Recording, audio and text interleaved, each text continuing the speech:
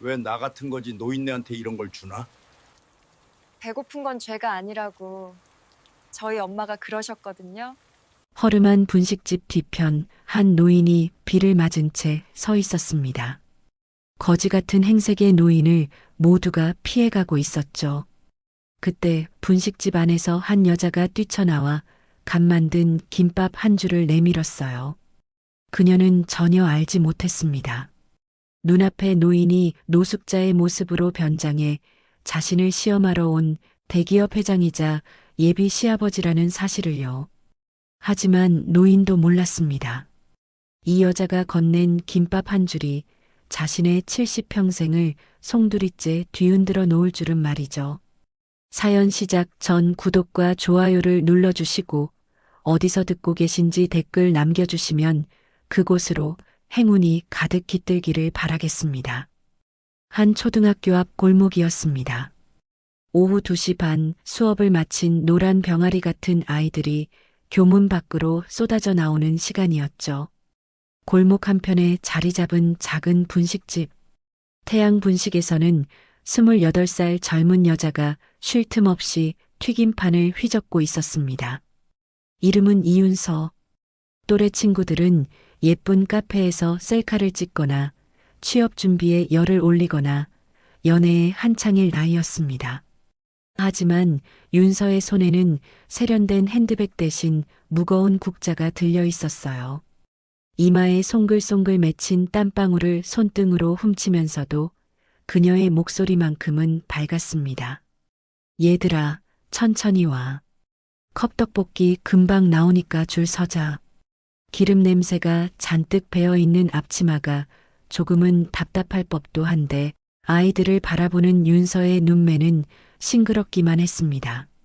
28이라는 나이가 무색할 만큼 그녀의 눈가에는 삶의 무게가 잔잔히 내려앉아 있었지만 그 속에서도 꺼지지 않는 불씨 같은 생기가 반짝이고 있었죠. 가게 안쪽 구석, 낡은 플라스틱 의자 위에서는 5살배기 사내아이가 혼자만의 놀이에 푹 빠져 있었습니다.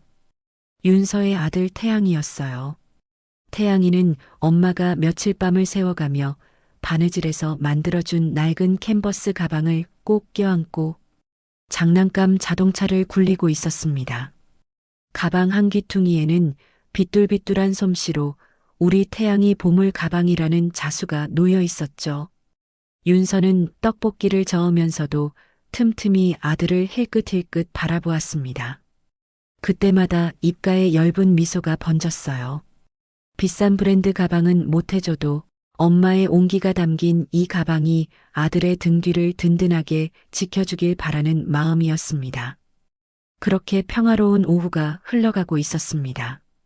그런데 그 평화가 깨지는 데는 단 3초도 걸리지 않았어요. 엄마, 나 공놀이 할래. 태양이가 갑자기 의자에서 벌떡 일어나더니 가게 밖으로 달려나갔습니다. 마침 다른 어린이집 하원 차량에서 내리는 친구를 발견한 거였어요. 태양이는 반갑게 손을 흔들며 친구를 향해 뛰어갔습니다. 그 순간 아이가 아끼던 노란 고무공이 손에서 빠져나가 도로 한복판으로 대굴대굴 굴러갔습니다. 공아, 기다려. 아이의 짧은 발걸음이 무작정 차도를 향했습니다. 5살짜리 아이에게 위험을 판단할 여유 따위는 없었어요. 오직 굴러가는 노란 공만이 온 세상의 전부였으니까요. 바로 그때였습니다. 코너를 돌아 나오던 검은색 세단 한 대가 무서운 속도로 돌진해 왔습니다. 기익. 비명 같은 타이어 마찰음이 좁은 골목을 찢어발겼습니다. 그 소리는 마치 누군가의 심장을 쥐어짜는 것처럼 날카롭고 처절했어요. 윤서는 생각할 겨를도 없었습니다. 몸이 먼저 움직였습니다. 손에 들고 있던 국자가 바닥에 떨어지는 소리도 들리지 않았어요. 가게 문을 박차고 나가는 순간 온 세상이 느리게 흘러가는 것만 같았습니다. 태양아. 목에서 터져나온 비명은 자신의 것인지도 몰랐습니다. 심장이 입 밖으로 튀어나올 것 같은 공포 속에서도 윤서의 몸은 본능적으로 아들을 향해 날아갔습니다. 엄마라는 이름이 가진 힘이었을까요?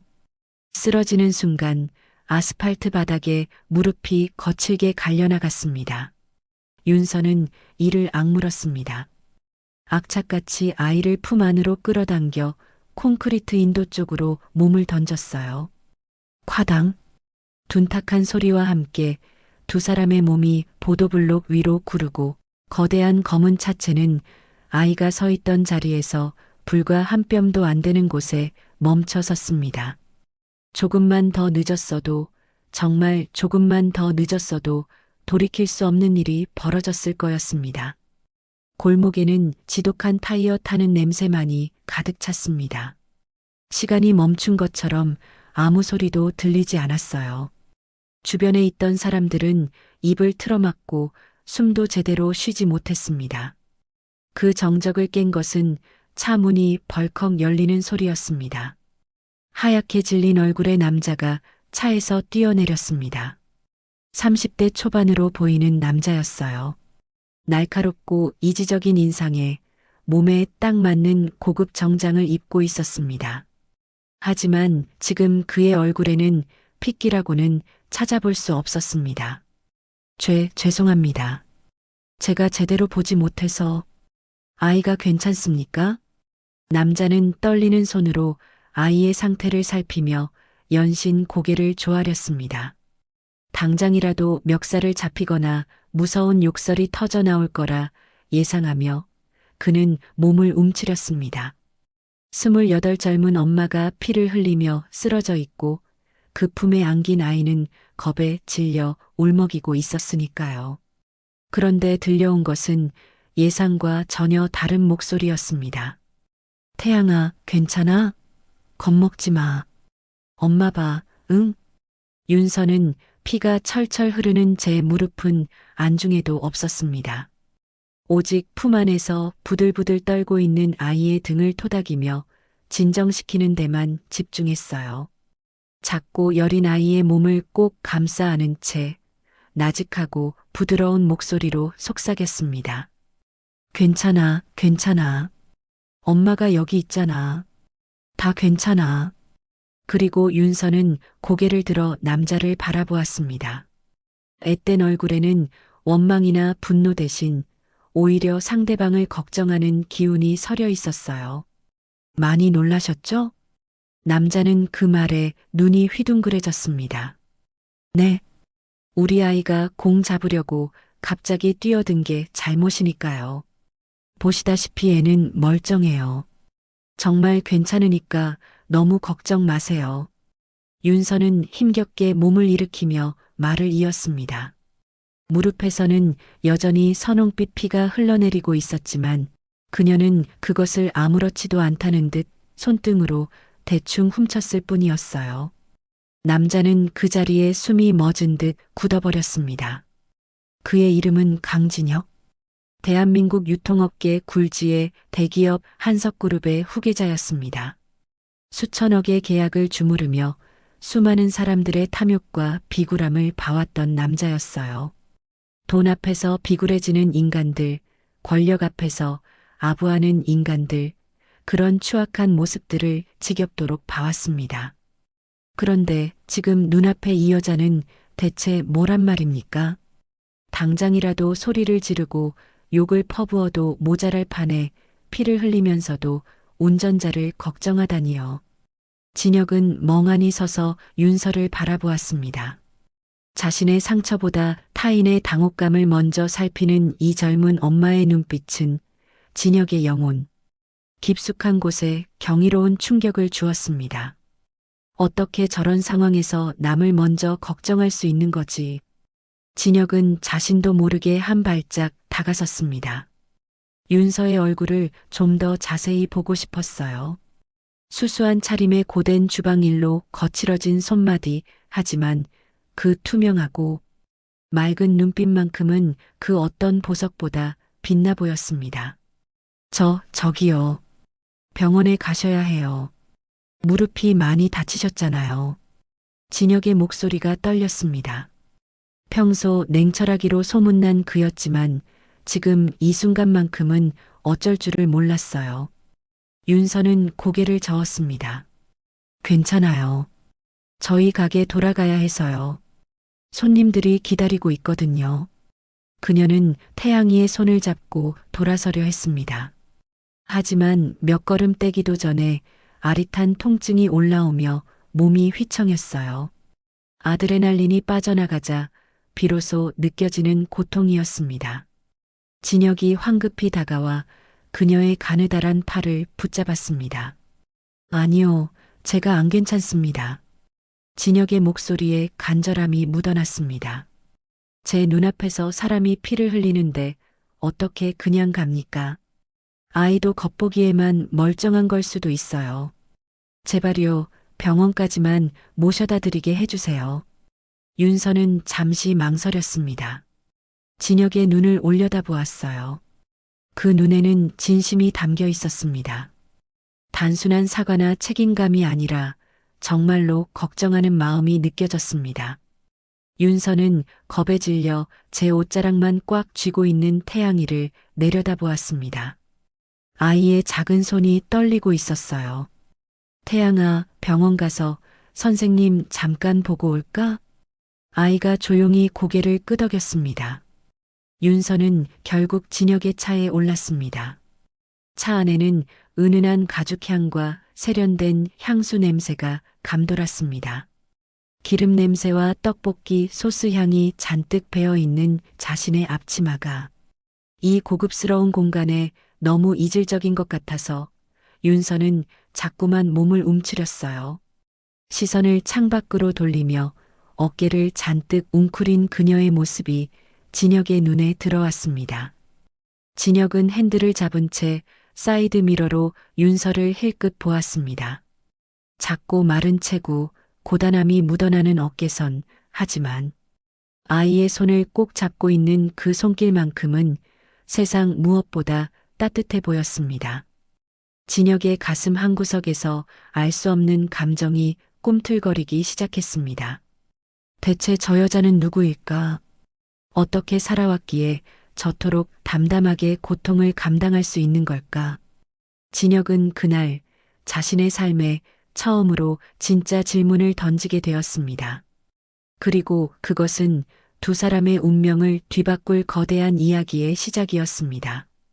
병원까지 가는 길은 그리 멀지 않았습니다. 하지만 윤서에게 그 시간은 마치 영원처럼 느껴졌어요. 고급 가죽 시트에서 풍기는 향기, 계기판에서 은은하게 빛나는 푸른 불빛, 그리고 창밖으로 스쳐 지나가는 낯선 거리 풍경까지 모든 것이 자신의 세계와는 너무나 동떨어진 것들이었습니다. 거의 다 왔어요. 조금만 더 가면 대학병원이에요. 진혁의 목소리가 조심스럽게 정적을 깼습니다.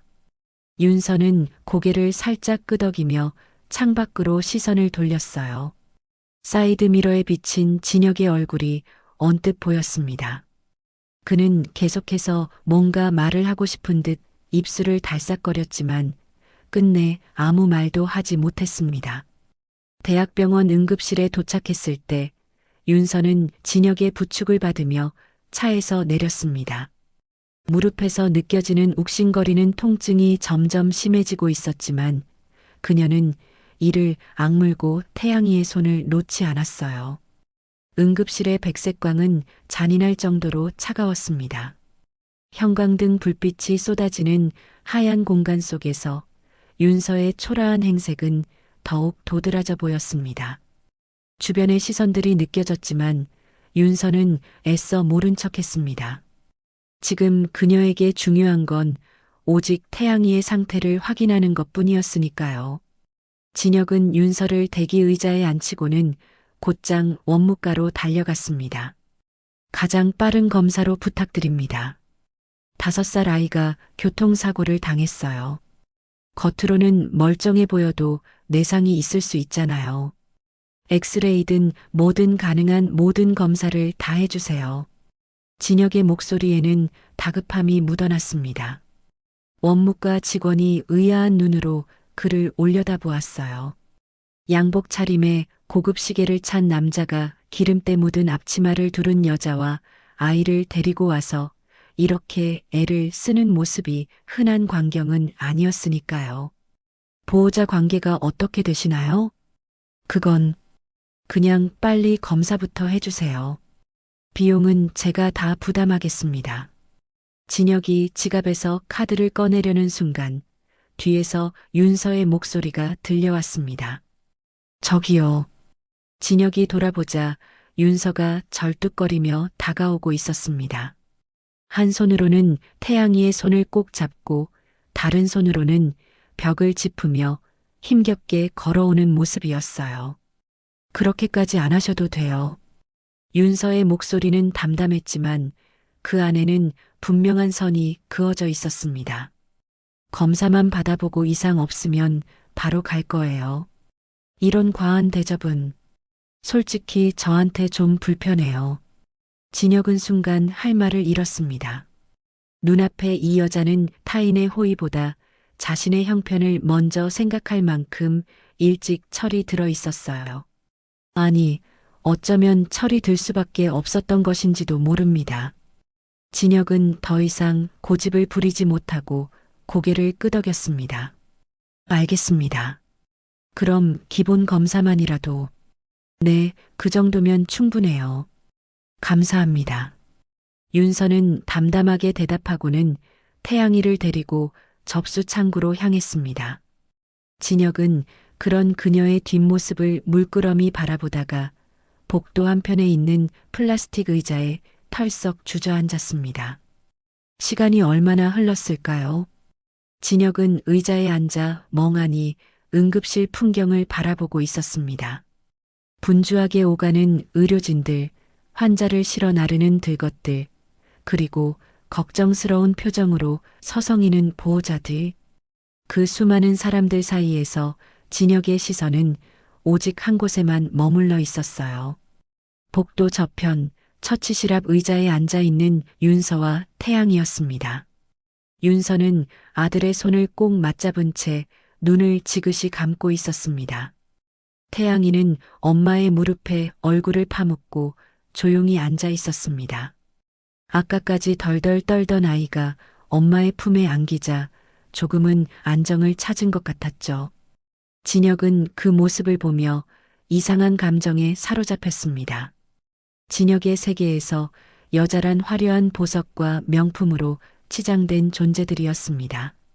값비싼 드레스를 입고 샴페인 잔을 기울이며 우아하게 미소 짓는 여자들, 자신의 재력을 탐내며 능숙하게 아양을 떠는 여자들, 그런 여자들만 봐왔던 진혁에게 지금 눈앞의 윤서는 완전히 다른 세계의 존재처럼 느껴졌어요. 아무것도 걸치지 않았는데 왜 저토록 빛이 나는 걸까? 부족해 보이는데 왜 저토록 단단해 보이는 걸까? 진혁은 태어나 처음 느껴보는 묘한 끌림에 사로잡혔습니다. 이윤서 님, 처치실로 들어와 주세요.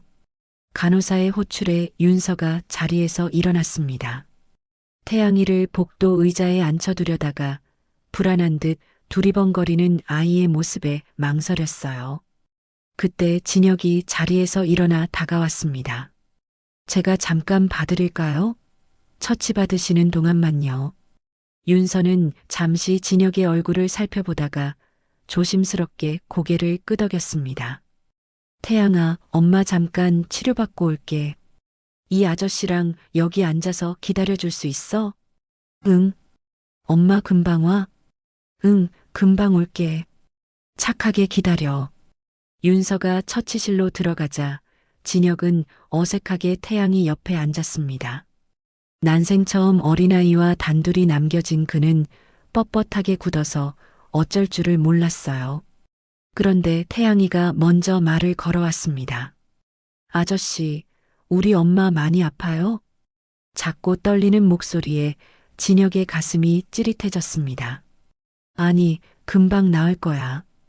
의사 선생님이 잘 치료해 주실 거니까 걱정하지 마. 근데 엄마 무릎에서 피가 많이 났잖아요. 나 때문에. 태양이의 눈에 눈물이 그렁그렁 맺혔습니다. 진혁은 당황해서 주머니를 뒤적거리다가 깨끗한 손수건을 꺼내 아이의 눈가를 조심스럽게 닦아주었어요. 태양이 잘못 아니야. 공을 쫓아간 건 어린아이라면 누구나 할 수 있는 일이야. 엄마는 태양이를 지키려고 한 거고 그건 엄마들이 원래 그런 거야. 알겠지? 태양이가 고개를 끄덕이며 손수건으로 눈물을 훔쳤습니다. 진혁은 그런 아이를 보며 마음 한구석이 묘하게 따뜻해지는 것을 느꼈어요. 얼마 후 처치를 마친 윤서가 처치실에서 나왔습니다. 무릎에는 하얀 붕대가 감겨 있었고 걸음걸이가 조금 불편해 보였지만 표정만큼은 담담했어요. 태양이가 달려가 엄마의 손을 잡았습니다. 엄마 안 아파? 응, 하나도 안 아파. 우리 태양이가 잘 기다려줘서 금방 나았어. 윤서는 아이의 머리를 쓰다듬으며 부드럽게 웃었습니다. 진혁은 그 모습을 보며 또다시 가슴이 먹먹해졌어요. 이제 아이 검사 결과만 기다리면 됩니다. 저쪽 의자에서 기다리시죠. 세 사람은 복도 의자에 나란히 앉았습니다. 태양이는 엄마의 무릎에 머리를 기대고 금세 스르르 눈을 감았어요. 긴장이 풀리자 밀려오는 졸음을 이기지 못한 거였죠. 윤서는 잠든 아이의 머리를 쓰다듬으며 나지막이 중얼거렸습니다. 정말 아무 이상 없어야 할 텐데. 진혁은 그런 윤서를 곁눈질로 바라보았습니다. 걱정으로 가득 찬 그녀의 옆얼굴이 형광등 불빛 아래서 유난히 창백해 보였어요. 괜찮을 거예요. 아이가 활발하게 움직였으니 크게 다친 곳은 없을 겁니다. 네, 그랬으면 좋겠어요.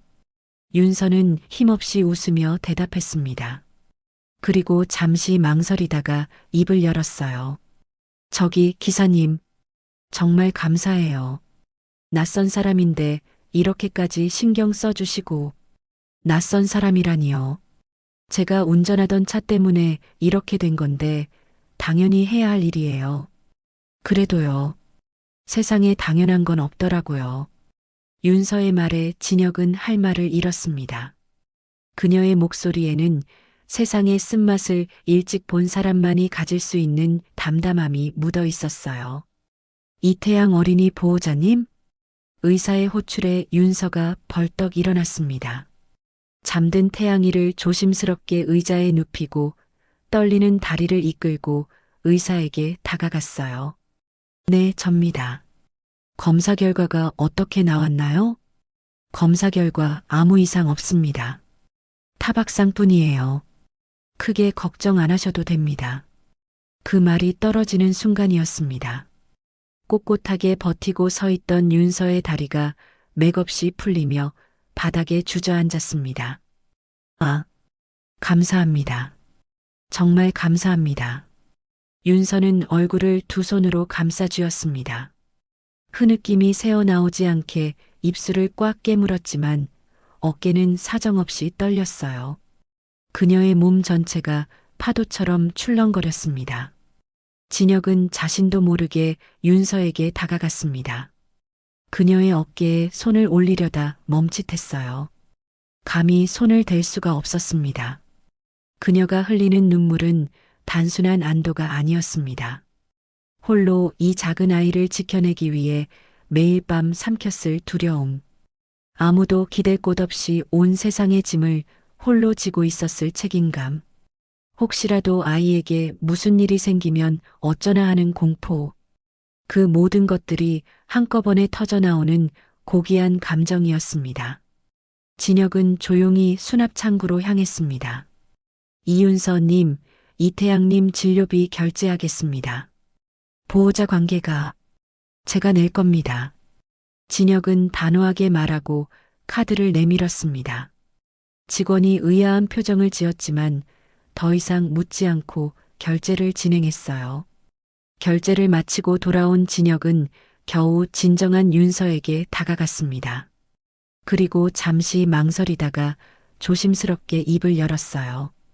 보상은 됐다고 하시니까 그건 더 이상 말씀 안 드릴게요. 대신 혹시 나중에라도 애가 어디 아프거나 불편한 데 있으면 꼭 연락 주세요. 제 마음 편하자고 드리는 거니까 거절하지 마시고요. 진혁은 주머니에서 휴대폰을 꺼내 번호를 보여주었습니다. 윤서는 잠시 망설이다가 고개를 끄덕이며 자신의 낡은 휴대폰을 꺼냈어요.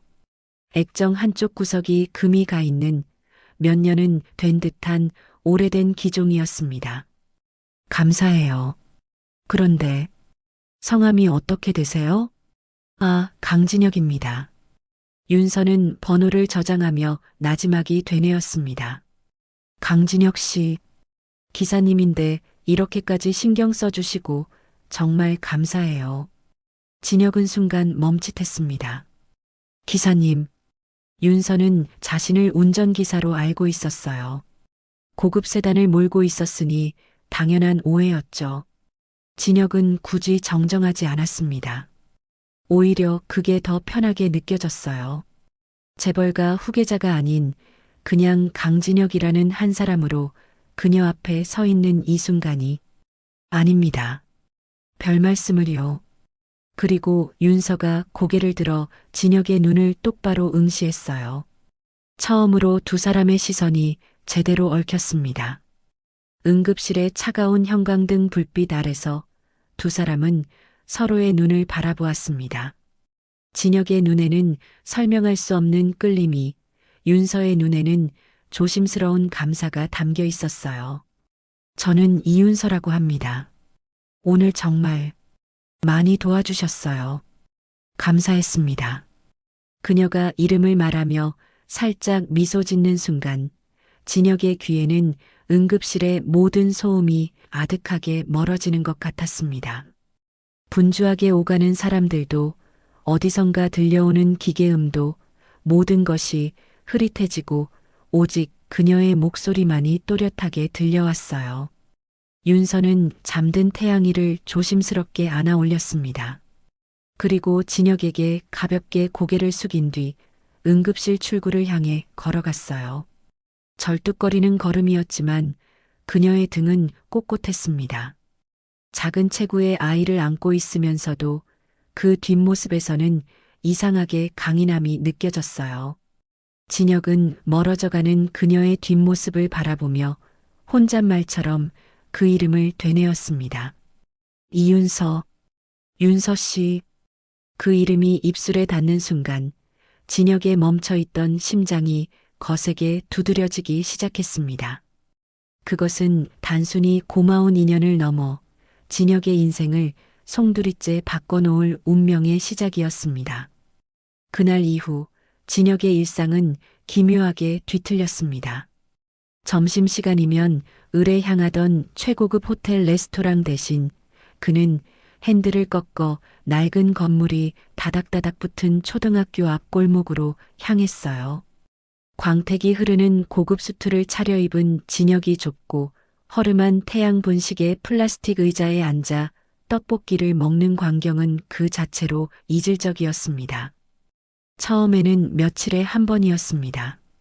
그러다 일주일에 서너 번이 되었고 어느새 매일이 되어버렸어요. 어서 오세요, 기사님.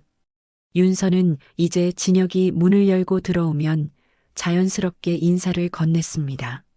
항상 같은 자리, 창가 쪽 구석 테이블에 앉는 그를 위해 자리를 비워두기까지 했죠. 오늘도 컵떡볶이로 드릴까요? 네, 오늘은 순대도 추가해 주세요. 진혁은 메뉴판을 보지도 않고 주문했습니다. 사실 뭘 먹는지는 중요하지 않았어요. 그저 이 작은 공간에서 윤서의 분주한 뒷모습을 바라보고 태양이의 제잘거리는 목소리를 듣는 것만으로도 충분했으니까요. 그러던 어느 날이었습니다. 윤서가 떡볶이를 내려놓으며 조심스럽게 물었어요. 저기 기사님, 진짜 궁금해서 그런데요. 매일 이렇게 오셔도 윗분들이 눈치 안 줘요? 점심시간에 이렇게 멀리까지 오시면 늦으실 텐데.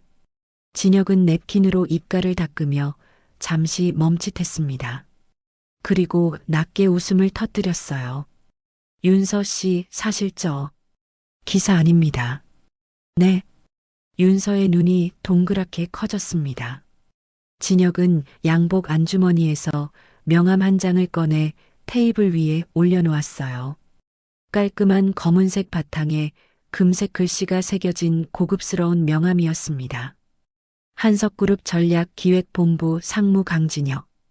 윤서는 명함을 집어들고 한참을 내려다보았습니다. 한석그룹이라면 대한민국에서 손꼽히는 대기업이었어요. 그런 곳의 상무라면 그럼 그날 그 차도 제 차였어요. 죄송합니다. 처음에 굳이 정정하지 않은 건 그냥 편하게 대해주시는 게 좋아서였어요. 윤서의 표정이 복잡하게 일그러졌습니다. 당혹감, 부끄러움, 그리고 알 수 없는 서운함이 뒤섞인 얼굴이었어요. 그러니까 이렇게 큰 회사 임원분이 매일 이런 허름한 분식집에 허름하다니요. 저한테는 서울에서 제일 맛있는 집인데요. 진혁이 진지하게 말했습니다. 그의 눈에는 거짓이 없었어요. 그리고 윤서 씨 부탁이 있어요.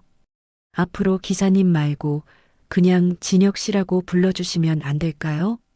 윤서 씨한테는 그냥 편한 사람이고 싶어서요. 윤서의 볼이 발그레하게 달아올랐습니다. 진혁 씨라고 할게요. 그럼 두 사람 사이에 낯선 설렘이 피어오르는 순간이었습니다. 그렇게 며칠이 더 지났습니다. 어느 날 손님이 몰려 바쁜 윤서를 대신해 진혁이 태양이를 돌보게 되었어요. 가게 구석 작은 테이블에서 그림을 그리던 태양이가 스스럼 없이 진혁의 무릎 위로 기어 올라왔습니다. 아저씨, 이거 봐요. 내가 그린 엄마예요. 태양이가 내민 삐뚤삐뚤한 스케치북에는 빨간 앞치마를 두르고 웃고 있는 윤서의 모습이 그려져 있었어요. 그 옆에는 아주 크게 그려진 노란 고무공도 있었습니다. 우와, 태양이 그림 정말 잘 그린다. 엄마 예쁘게 그렸네. 엄마는 떡볶이 만들 때 제일 예뻐요. 태양이가 해맑게 웃었습니다. 그러다 갑자기 목소리를 낮추며 말했어요. 근데 엄마 가끔 밤에 몰래 울어요. 진혁의 손이 멈췄습니다. 내가 아파서 그런가 봐요. 내가 자꾸 아프니까 엄마가 힘든가 봐. 5살 아이의 입에서 나온 뜻밖의 말에 진혁은 가슴 한구석이 찌릿해졌습니다. 이렇게 어린아이가 엄마의 눈물을 알고 있다니. 그리고 그 이유가 자기 탓이라고 생각하고 있다니. 진혁은 조심스럽게 태양이의 작은 손을 맞잡았습니다. 태양아, 엄마가 우는 건 태양이가 아파서가 아니야. 엄마들은 가끔 그냥 우는 거야. 힘들 때. 그럼 아저씨가 엄마 안 울게 해줄 수 있어요? 순수한 눈망울이 진혁을 올려다보았습니다. 응, 아저씨가 도와줄게. 태양이는 환하게 웃으며 주머니 속에서 아껴둔 알사탕 하나를 꺼냈어요. 그리고 진혁의 입에 쏙 넣어주었습니다. 아저씨는 키도 크고 힘도 세 보이니까 우리 엄마 지켜주세요. 아이의 순수한 믿음 앞에 진혁은 자신이 가진 수천억의 자산보다 이 아이의 영웅이 되고 싶다는 강렬한 욕망을 느꼈습니다. 영업이 끝난 늦은 저녁이었습니다. 두 사람은 가게 앞 작은 테이블에 마주 앉아 있었어요. 태양이는 안쪽 방에서 이미 잠이 들었고 골목에는 고요한 정적만이 흐르고 있었습니다. 진혁은 태양이가 건네준 사탕 껍질을 만지작거리다 조심스럽게 질문을 던졌습니다. 윤서 씨, 태양이 아빠는 어떤 사람이었어요? 윤서의 손이 찻잔 위에서 멈췄습니다. 시선이 바닥으로 툭 떨어졌어요. 대학 신입생 때 만난 첫사랑이었어요.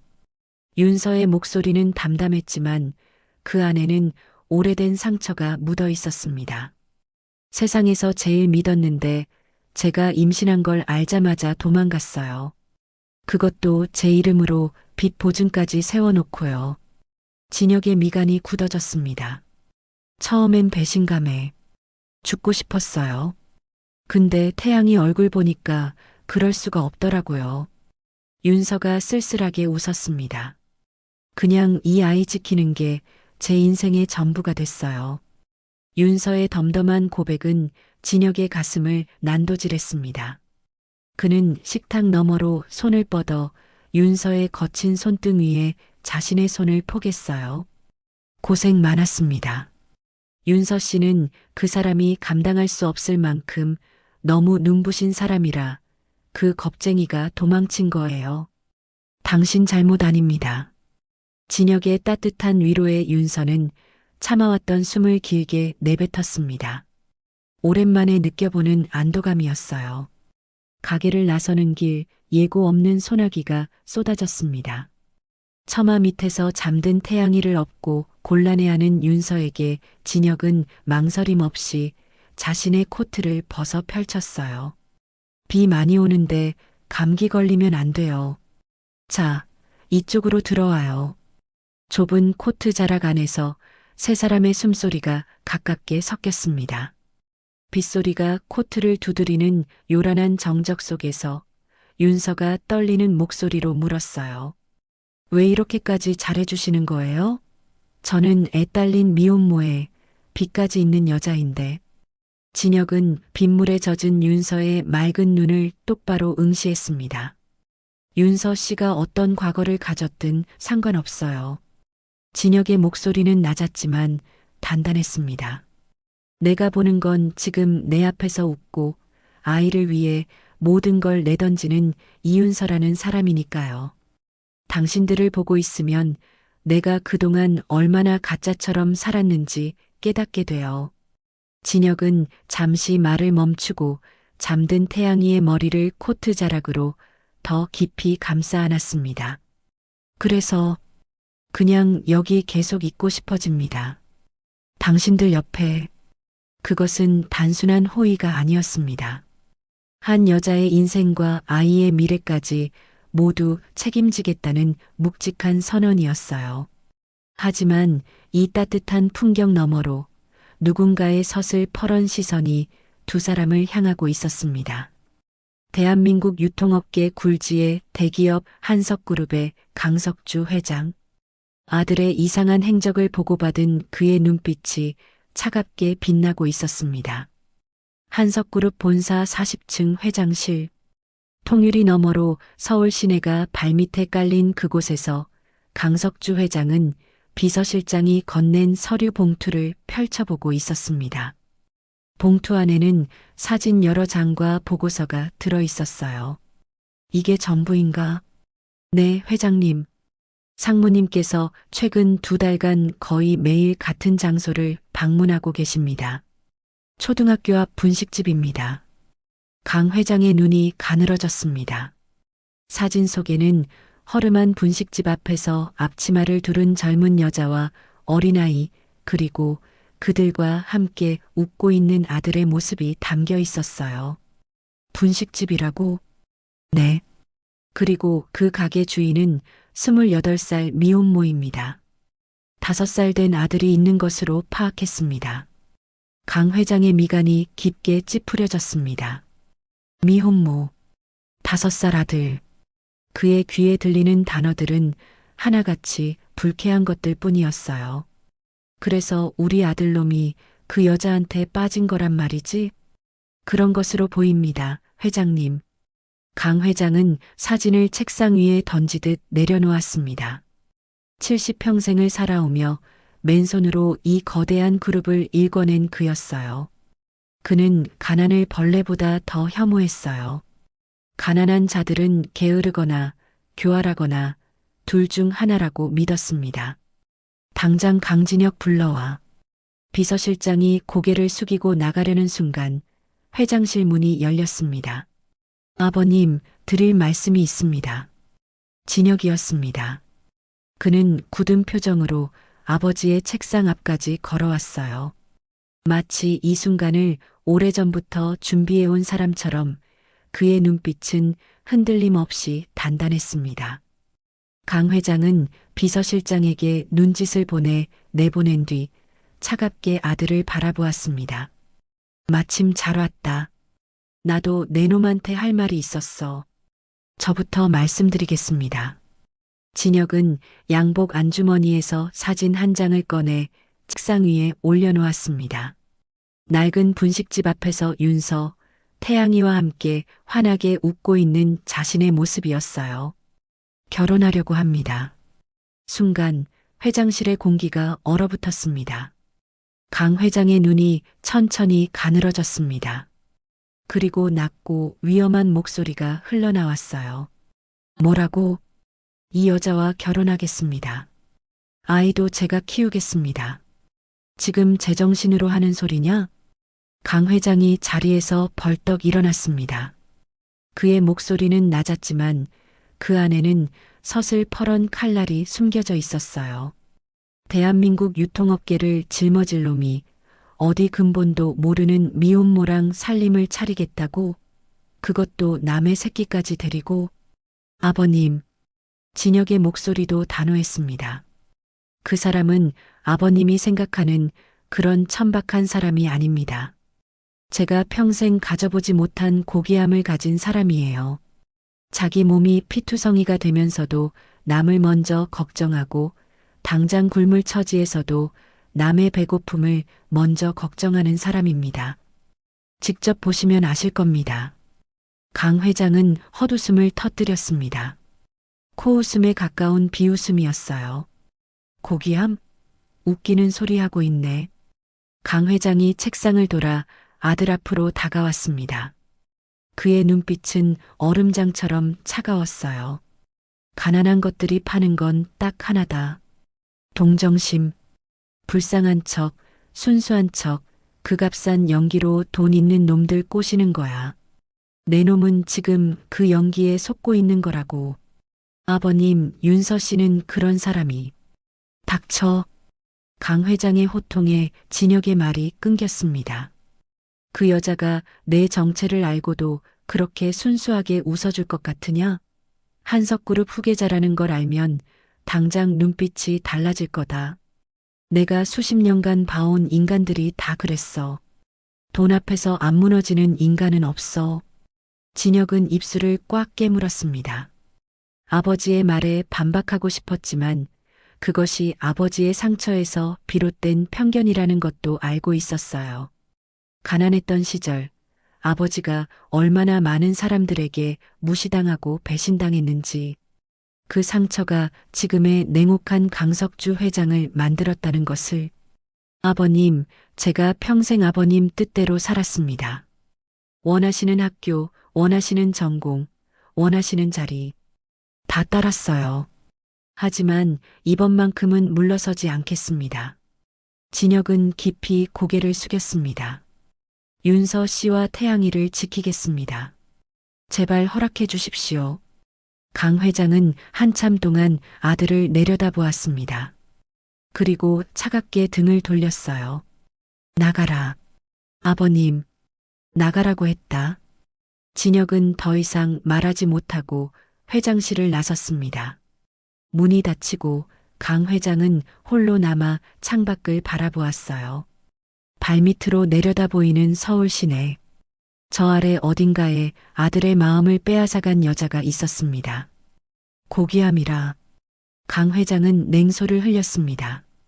그리고 인터폰을 눌렀어요. 비서실장. 네, 회장님. 가장 낡은 점퍼 하나 가져와. 며칠은 씻지 않은 노숙자처럼 보여야 하니까. 전화기 너머로 당황한 기색이 느껴졌지만 비서실장은 곧 대답했습니다. 알겠습니다, 회장님. 강 회장은 아들이 말한 그 고귀함이 얼마나 허망한 것인지 직접 눈으로 확인하고 싶었어요. 돈 앞에 장사 없고 돈 앞에서 무너지지 않는 가난뱅이는 없다는 것이 그의 70평생 철칙이었으니까요. 한편 회장실을 나온 진혁은 무거운 발걸음으로 엘리베이터에 올랐습니다. 아버지의 차가운 눈빛이 계속 머릿속을 맴돌았어요. 하지만 그는 곧 마음을 다잡았습니다. 지금 가야 할 곳이 있었으니까요. 태양 분식에 도착했을 때 가게 안에서는 태양이가 진혁이 며칠 전 사준 장난감 자동차를 굴리며 놀고 있었습니다. 윤서는 밀가루 반죽을 치대느라 여념이 없었어요. 진혁 씨, 오늘은 일찍 왔네요. 윤서가 환하게 웃으며 인사했습니다. 하지만 곧 진혁의 표정이 심상치 않다는 걸 알아챘어요. 무슨 일 있었어요? 얼굴이 안 좋아 보여요. 진혁은 대답 대신 태양이에게 다가갔습니다. 그리고 아이를 번쩍 안아 올렸어요. 아저씨. 태양이가 반갑게 진혁의 목을 끌어안았습니다. 태양아, 아저씨가 약속했지? 엄마랑 태양이 지켜주겠다고. 응. 아저씨 힘 제일 세니까. 진혁은 아이의 머리를 쓸어넘기며 윤서를 바라보았습니다. 윤서는 반죽하던 손을 멈추고 진혁에게 다가왔어요. 진혁 씨, 진짜 무슨 일 있는 거죠? 말해줘요. 진혁은 차마 아버지를 만나고 왔다는 말을 하지 못했습니다. 대신 윤서의 밀가루 묻은 손을 꽉 잡았어요. 아무것도 아닙니다.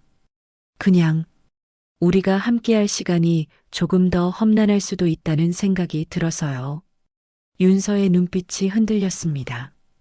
험난하다니, 그게 무슨... 그래도 나 믿어줄 수 있죠? 진혁의 눈이 간절하게 윤서를 바라보았습니다. 윤서는 직감적으로 깨달았어요. 이 사람이 짊어진 삶의 무게가 자신과는 비교도 안 될 만큼 거대하다는 것을, 한석그룹이라는 이름 뒤에 숨겨진 복잡한 것들이 있다는 것을. 윤서는 떨리는 손으로 진혁의 뺨을 어루만졌습니다. 믿어요. 진혁 씨가 뭘 짊어지고 있는지 다 몰라도 진혁 씨 마음은 진짜라는 거 알아요. 진혁은 윤서의 손을 자신의 뺨에 꼭 붙잡으며 눈을 감았습니다. 다음 날 한석그룹 회장 집무실. 강 회장은 거울 앞에 서 있었습니다. 억만금의 가치가 있는 최고급 정장을 벗어 던지고 시장통에서나 볼 법한 낡은 점퍼를 걸친 자신의 모습이 거울에 비쳤어요. 낡아서 올이 풀린 소매, 얼룩덜룩한 때, 자국, 구겨진 천. 모자를 깊게 눌러 쓰자 그의 모습은 완전히 달라져 있었습니다. 거울 속에서 수십 년 전 판자촌에서 멸시당하며 살던 자신의 옛 모습이 희미하게 겹쳐 보였습니다. 굶주림에 지쳐 쓰러졌던 날들, 돈이 없다는 이유로 사람 취급도 못 받던 시절, 강 회장은 이를 악물었어요. 가식적인 것. 강 회장은 거울 속 자신을 노려보며 중얼거렸습니다. 내가 우리 아들의 눈을 멀게 했느냐? 내 직접 그 가면을 벗겨주마. 내가 돈 앞에서 얼마나 추악해질 수 있는지 똑똑히 지켜보겠다. 강 회장은 발걸음을 옮기기 시작했습니다. 아들이 매일같이 드나든다는 그 작은 성역, 태양 분식을 향해서요. 재벌가의 수장이 노숙자의 탈을 쓰고 허름한 골목길로 스며드는 순간이었습니다. 두 사람의 사랑을 뒤흔들 거대한 폭풍이 이제 막 예고되고 있었습니다. 태양 분식 건너편 골목 어귀, 대한민국 유통업계를 호령하던 강석주 회장이 낡은 점퍼 소매에 손을 찔러 넣은 채 쪼그려 앉아 있었습니다. 며칠은 감지하는 듯 부스스한 머리카락이 모자 밑으로 삐져나와 있었고 때자국이 묻은 모자는 얼굴을 깊게 가리고 있었어요. 누구도 그를 한석그룹의 회장이라 의심치 않을 완벽한 노숙자의 몰골이었습니다. 강 회장의 눈은 사냥감을 노리는 맹수처럼 번뜩이며 가게 안을 응시하고 있었어요. 그래, 어디 얼마나 대단한 연기를 하나 보자. 강 회장은 속으로 중얼거렸습니다. 내 아들놈 앞이 아닐 때도 그 천사 같은 얼굴이 유지되는지, 손님이 없을 때는 어떤 표정을 짓는지, 돈 없는 손님한테는 어떻게 구는지 다 지켜봐 주마.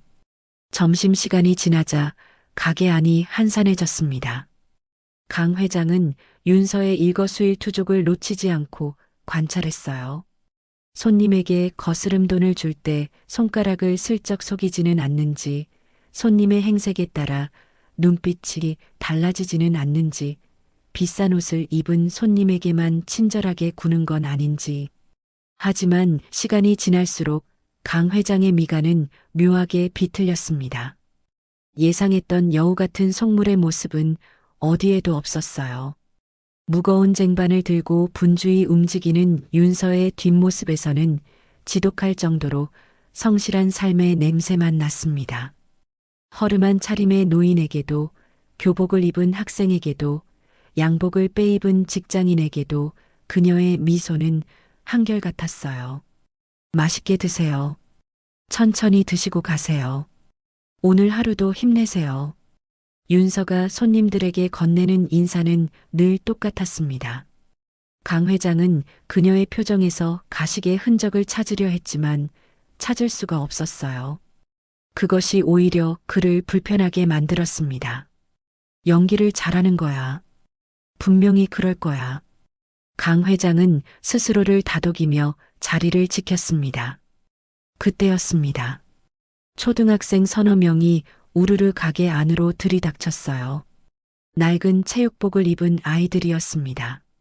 아이들은 카운터 앞에 서서 주머니를 한참 뒤적거렸어요. 그리고 꼬깃꼬깃한 1,000원짜리 몇 장과 10원짜리 동전들을 카운터 위에 펼쳐놓았습니다. 강 회장은 눈을 가늘게 떴습니다. 저 돈으로는 떡볶이 1인분 값도 채 되지 않았어요. 사장님, 아이들 중 가장 나이가 많아 보이는 여자아이가 기죽은 목소리로 말했습니다. 저희 이거밖에 없는데 조금만 먹을 수 있을까요? 4명이서 나눠 먹을게요. 강 회장은 콧방귀를 쳤습니다. 저런 건 돌려보내야지. 장사가 뭔지 모르나. 저렇게 하다간 한 달도 못 가서 망할 거야. 그런데 윤서의 반응은 예상과 완전히 달랐습니다. 윤서는 행주를 내려놓고 환하게 웃었어요. 28, 청춘의 생기가 가득한 목소리가 가게 안을 울렸습니다. 아이고, 우리 단골들 왔네. 윤서가 카운터를 돌아 나와 아이들 앞에 쪼그려 앉았습니다. 오늘은 사장님이 기분이 너무 좋아서 골든벨 울리는 날이야. 알아? 골든벨이요? 아이들이 고개를 갸웃거렸어요. 응, 골든벨 울리는 날에는 사장님이 다 쏘는 거야. 이건 내가 쏘는 거니까 배 터지게 먹어. 돈은 나중에 너희 성공해서 이모한테 외제차 한 대 사줄 때 갚아. 알았지? 윤서는 오히려 아이들의 자존심이 상할까봐 더 큰 소리로 농담을 던졌습니다. 그리고 주방으로 들어가 떡볶이를 듬뿍 담고 그 위에 김말이와 만두 튀김까지 수북하게 얹어주었어요. 자, 여기 앉아서 천천히 먹어. 더 먹고 싶으면 말하고. 사장님, 감사합니다. 아이들이 환하게 웃으며 자리에 앉았습니다. 윤서는 아이들의 머리를 쓰다듬으며 부드럽게 웃었어요. 강 회장은 그 광경을 지켜보며 입가에 냉소를 걸었습니다. 장사가 아니라 자선 사업을 하고 있군. 그는 속으로 비웃었어요. 아들놈 눈에 들려고 평소에도 저런 가식적인 연출을 연습해온 건가. 저러다 망하면 우리 아들한테 손 벌릴 속셈이겠지. 전형적인 수법이야. 강 회장은 여전히 윤서의 선의를 투자라 치부하며 자리를 뜨려 했습니다. 오늘은 이 정도만 보면 됐다. 내일 다시 오면 되지. 그때였습니다. 하늘에서 갑자기 빗방울이 툭툭 떨어지기 시작했어요. 처음에는 가벼운 빗방울이었지만 순식간에 굵은 장대비로 변해버렸습니다. 강 회장은 비를 피하려 몸을 움츠리며 근처 가게 처마 밑으로 몸을 피했어요. 하지만 처마가 짧아 비를 완전히 막지는 못했습니다. 낡은 점퍼는 금세 빗물을 머금어 차갑게 식어갔어요. 70이 넘은 노인의 몸이 부르르 떨렸습니다. 이런 젠장. 강 회장은 속으로 욕을 내뱉었습니다. 수천억의 자산가가 이런 꼴을 당하다니. 하지만 지금 택시를 부르거나 비서실에 연락할 수는 없었어요. 그랬다간 자신의 정체가 탄로 날 테니까요. 그때 분식집 뒷문이 끼익 소리를 내며 열렸습니다. 윤서였어요. 그녀의 손에는 김이 모락모락 나는 보리차 한 잔과 정성스럽게 호일에 싼 김밥 한 줄이 들려 있었습니다. 윤서는 우산도 없이 비를 맞으며 강 회장이 있는 처마 밑으로 다가왔어요. 할아버지. 윤서가 빗물에 젖어 떨고 있는 강 회장 앞에 쪼그려 앉았습니다. 그리고 조심스럽게 보리차와 김밥을 내밀었어요. 여기서 비 맞으시면 감기 걸려요. 안으로 들어오셔서 이거 따뜻할 때 드세요. 강 회장은 당황해서 고개를 들지 못했습니다. 모자를 더 깊게 눌렀으며 투박한 손으로 컵을 받아들었어요. 손끝으로 전해지는 뜨거운 온기가 얼어붙은 심장을 찌르는 것 같았습니다. 왜? 나 같은 노인네한테 이런 걸 주나? 강 회장의 목소리가 거칠게 갈라졌습니다. 일부러 더 쉰 목소리를 냈어요. 윤서는 그의 눈높이에 맞춰 앉은 채 부드럽게 웃었습니다. 저희 엄마가 그러셨거든요. 배고픈 건 죄가 아니라고. 윤서의 목소리는 담담했지만 그 안에는 진심이 묻어 있었어요. 그리고 할아버지 보니까 예전에 고생만 하시다 돌아가신 저희 외할아버지 생각나서요. 외할아버지도 비 오는 날이면 무릎이 많이 아프셨거든요. 강 회장의 손이 미세하게 떨렸습니다. 김밥 안에는 참치랑 계란 많이 넣었으니까 든든하실 거예요. 천천히 드시고 비 그치면 가세요. 더 필요하시면 말씀하시고요. 엄마. 가게 안에서 태양이의 목소리가 들려왔어요. 태양아. 잠깐만. 윤서가 서둘러 일어났습니다. 그리고 강 회장을 향해 다시 한번 미소 지었어요. 할아버지, 진짜 안으로 들어오셔도 돼요. 괜찮으시면요. 윤서는 그렇게 말하고 가게 안으로 들어갔습니다. 강 회장은 홀로 남겨진 빗속에서 손에 든 보리차를 내려다보았습니다. 김이 모락모락 피어오르고 있었어요. 호일에 쌓인 김밥에서는 고소한 참기름 냄새가 났습니다. 수천만 원의 기부금을 내면서도 단 한 번도 약자의 눈을 맞춰본 적 없던 그였습니다. 자선 행사에서 악수를 하고 사진을 찍고 연설을 하면서도 정작 그들의 눈을 똑바로 본 적은 없었어요. 그저 수표를 건네고 돌아서는 것이 그의 자선이었습니다. 그런데 이 여자는 강 회장은 윤서가 자신에게 쪼그려 앉아 눈을 맞추던 모습을 떠올렸습니다. 그녀의 눈에는 동정도 불쌍함도 무시도 없었어요. 그저 당연한 것을 하는 사람의 자연스러움만 있었습니다. 계산이 배제된 투명한 진심. 강 회장은 천천히 보리차를 한 모금 마셨습니다. 따뜻한 액체가 목을 타고 내려가며 얼어붙은 몸을 녹였어요. 그 순간 가슴 한구석에서 잊고 있던 해묵은 통증이 다시 시작되었습니다. 오래전 판자촌에서 굶주리던 시절, 동냥을 하다 쫓겨나고 무시당하고 멸시당하던 그때 누군가 따뜻한 밥 한 끼를 건네주었다면 자신의 인생이 달라졌을까요? 강 회장은 고개를 저었습니다. 아니야. 이건 연기야. 분명히 연기일 거야. 그는 스스로에게 되뇌었어요. 하지만 손에 든 보리차의 온기는 쉽게 부정되지 않았습니다. 비가 조금씩 그치기 시작했습니다. 강 회장은 자리에서 일어나 호일에 쌓인 김밥을 품에 넣었어요. 그리고 태양 분식을 한번 돌아본 뒤 어둠 속으로 발걸음을 옮겼습니다. 내일 다시 와야겠군. 강 회장은 중얼거렸습니다. 아직 확인할 게 남았어. 저 여자의 본색을 반드시 밝혀내겠어. 하지만 그의 발걸음은 왠지 모르게 무거웠습니다. 그리고 품속의 김밥은 이상할 정도로 따뜻했어요. 다음 날도 강 회장은 그 골목을 떠나지 못했습니다.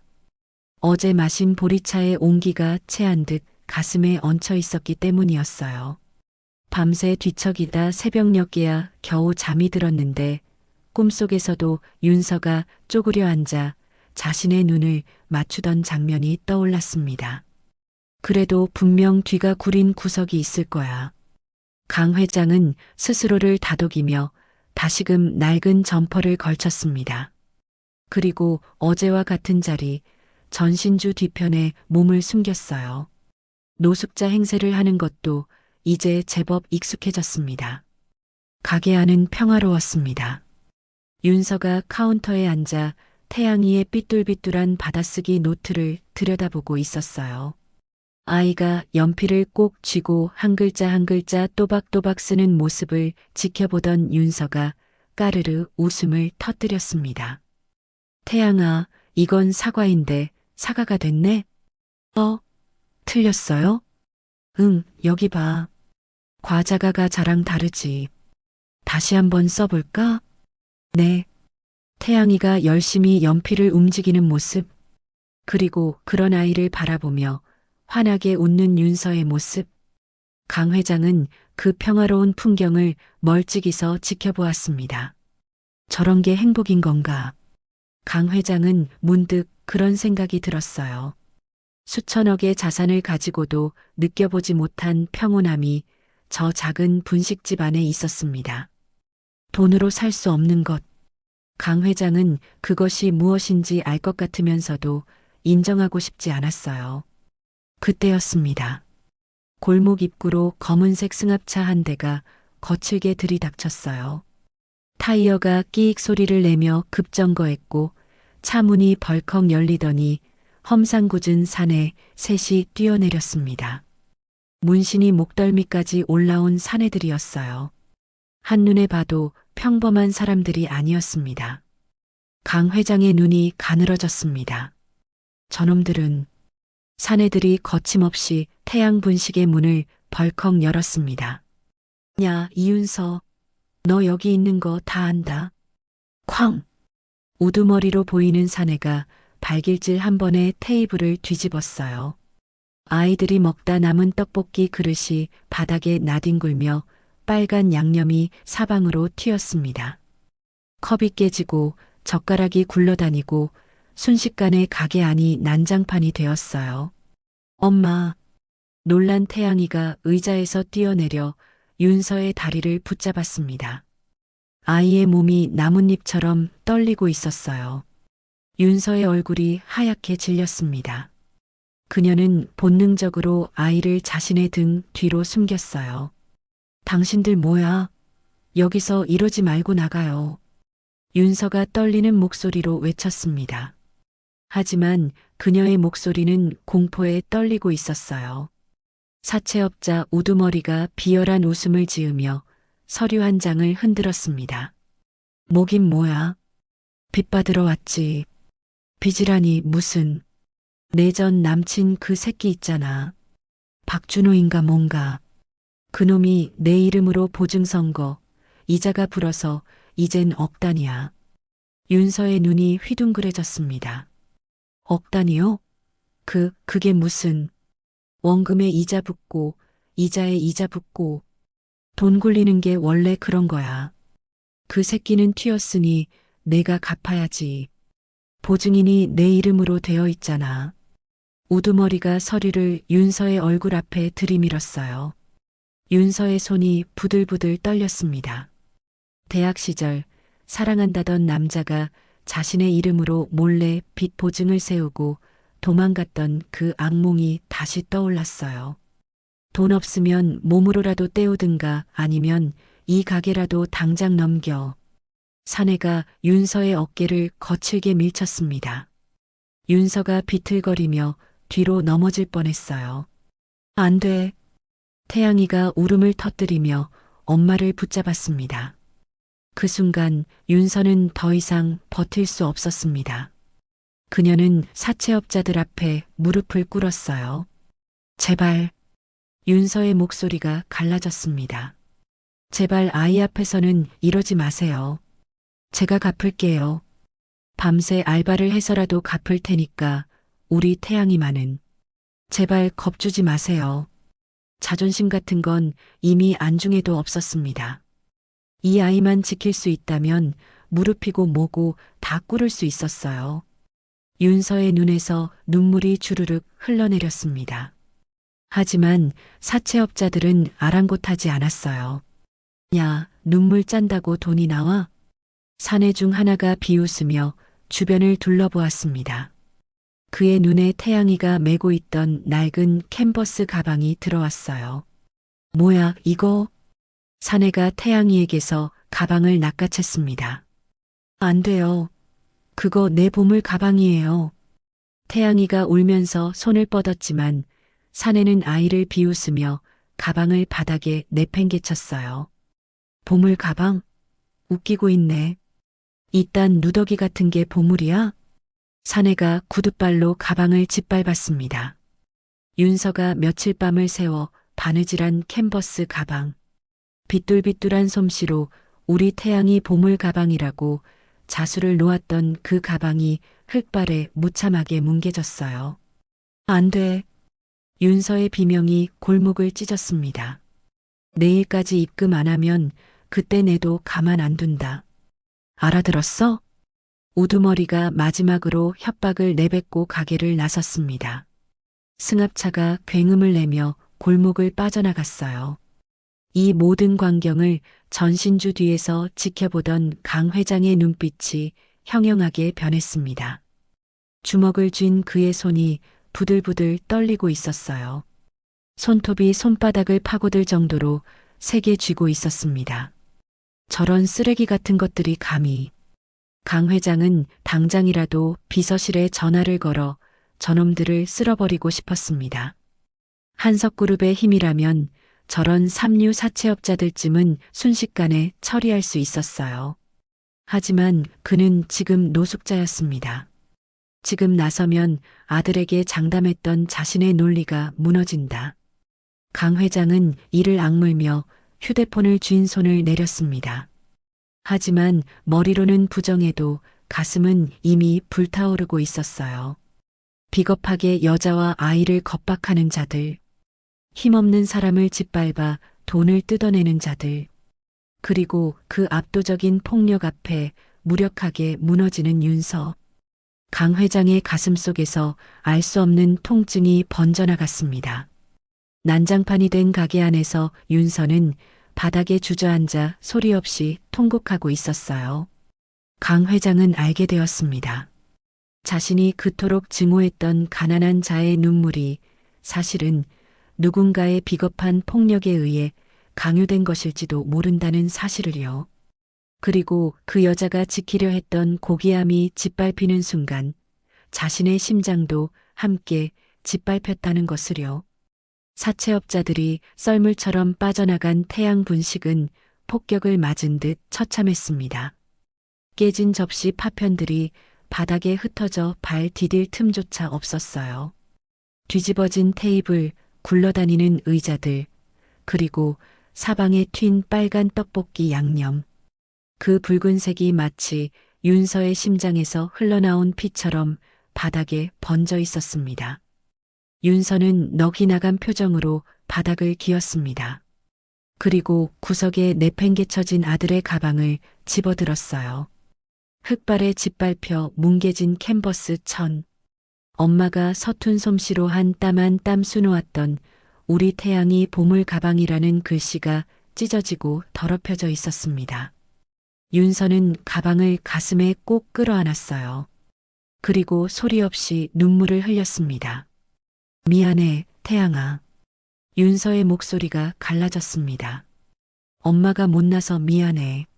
엄마가 돈이 없어서 미안해. 공포에 질려 엄마의 등 뒤에 숨어있던 태양이가 조심스럽게 다가왔습니다.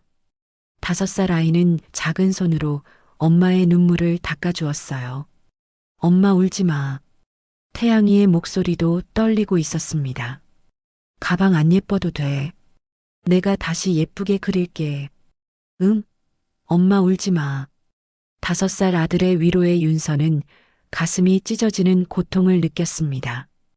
이렇게 어린아이가 엄마를 위로해야 하는 상황이 너무나 비참했어요. 윤서는 아이를 꽉 끌어안았습니다.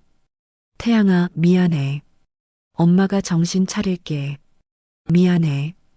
윤서는 아이의 등을 토닥이며 억지로 눈물을 삼켰습니다.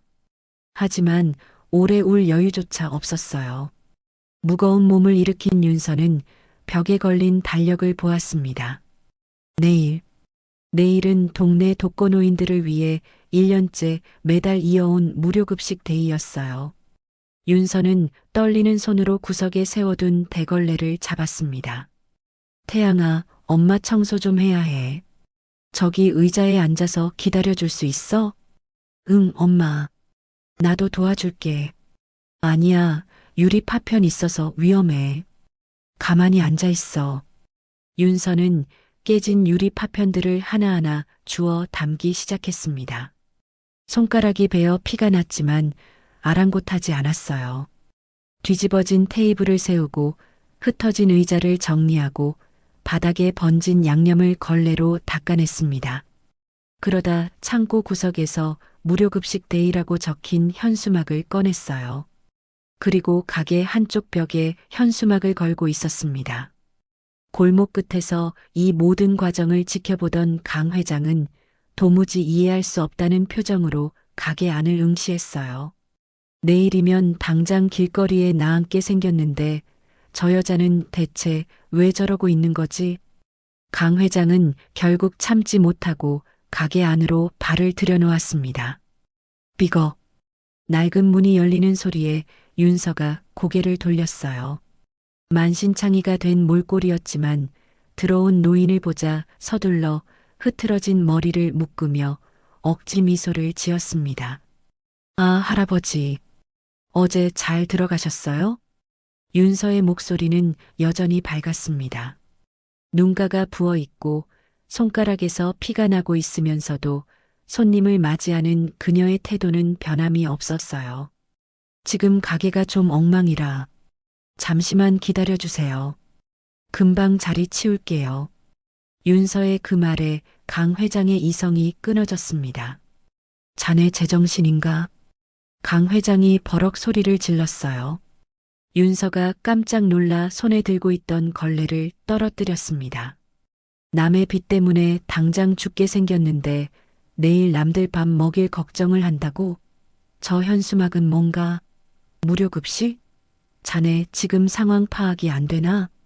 강 회장의 목소리가 가게 안을 울렸습니다. 이 미련한 사람아, 자네부터 살고 봐야 할 거 아냐?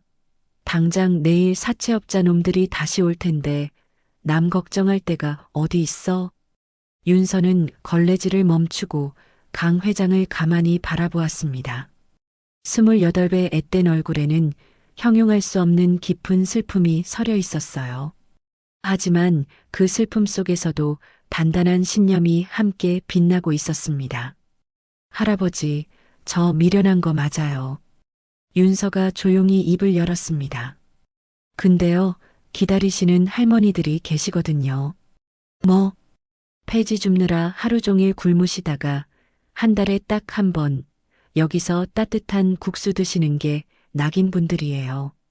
한 분은 혼자 사시는데 무릎이 안 좋아서 계단도 잘 못 오르세요. 또 한 분은 자식들한테 버림받으셔서 연락할 데도 없으세요. 윤서의 목소리가 잔잔하게 이어졌습니다.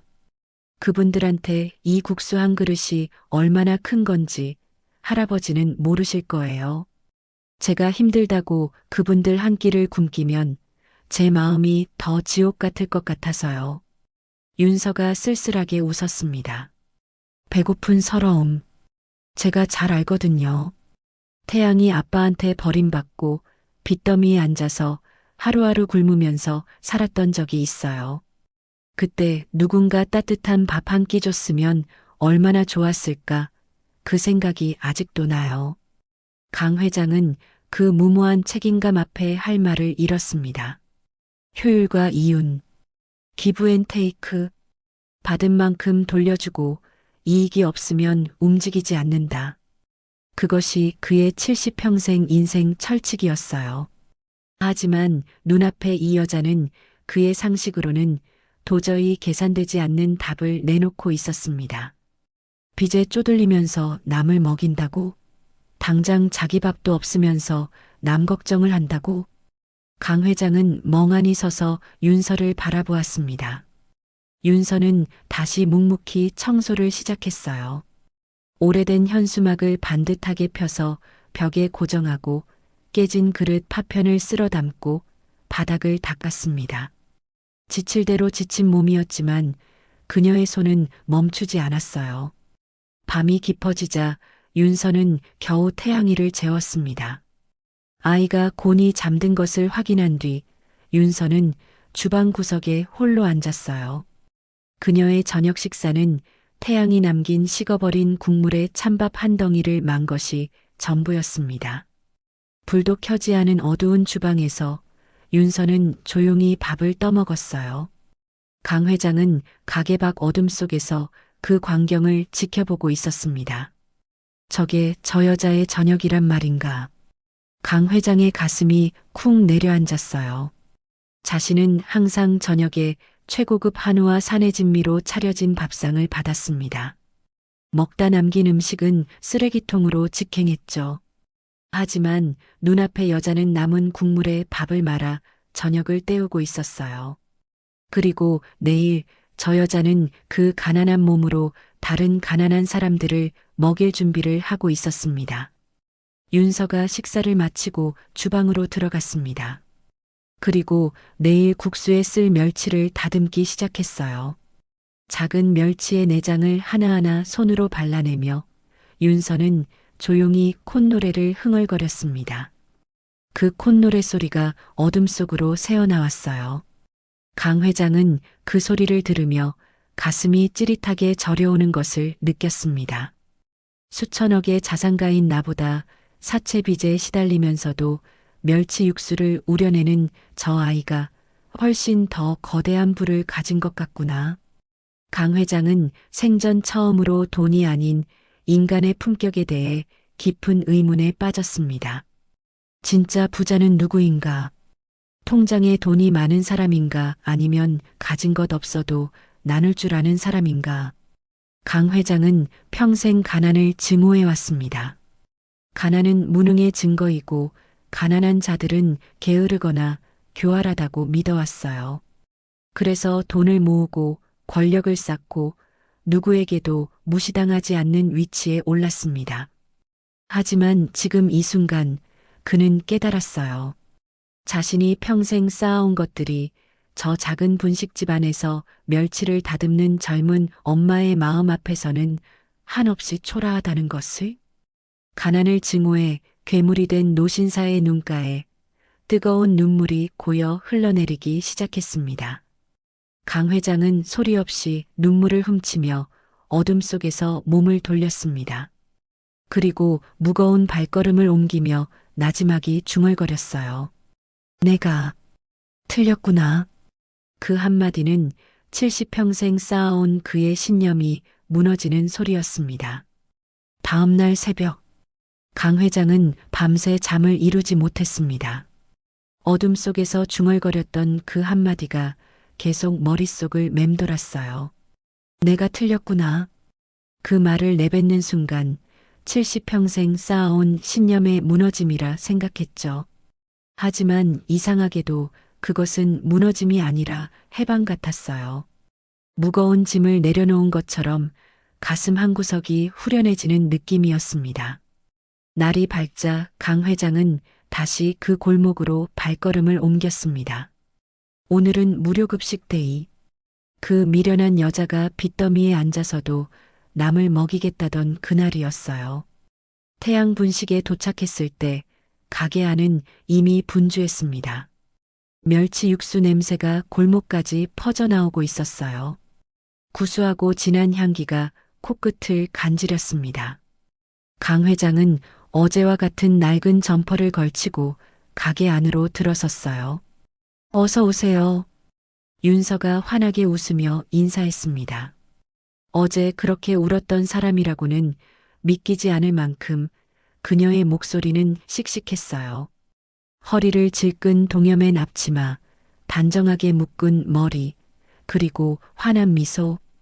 윤서는 마치 아무 일도 없었다는 듯이 손님들을 맞이하고 있었습니다. 가게 안에는 이미 노인들이 여럿 앉아 있었어요. 허리가 굽은 할머니, 지팡이를 짚은 할아버지, 폐지를 실은 리어카를 가게 밖에 세워둔 할머니까지 모두 낡은 옷차림에 거칠게 갈라진 손을 가진 분들이었습니다. 할머니, 이쪽으로 앉으세요. 국물 뜨거우니까 천천히 드시고요. 윤서가 한 할머니의 팔을 부축해 자리에 앉혔습니다. 그리고 김이 모락모락 나는 잔치국수 한 그릇을 조심스럽게 내려놓았어요. 우리 윤서가 이렇게 고생하는데 우리가 뭘 해줄 수가 있어야지. 할머니가 미안한 표정으로 말했습니다. 무슨 말씀이세요? 할머니들 오시는 게 제가 좋아서 하는 건데요. 맛있게 드세요. 윤서가 환하게 웃었습니다. 그 웃음에는 가식이라곤 찾아볼 수 없었어요. 강 회장은 구석자리에 웅크리고 앉았습니다. 노숙자 행세를 하는 것도 이제 며칠째.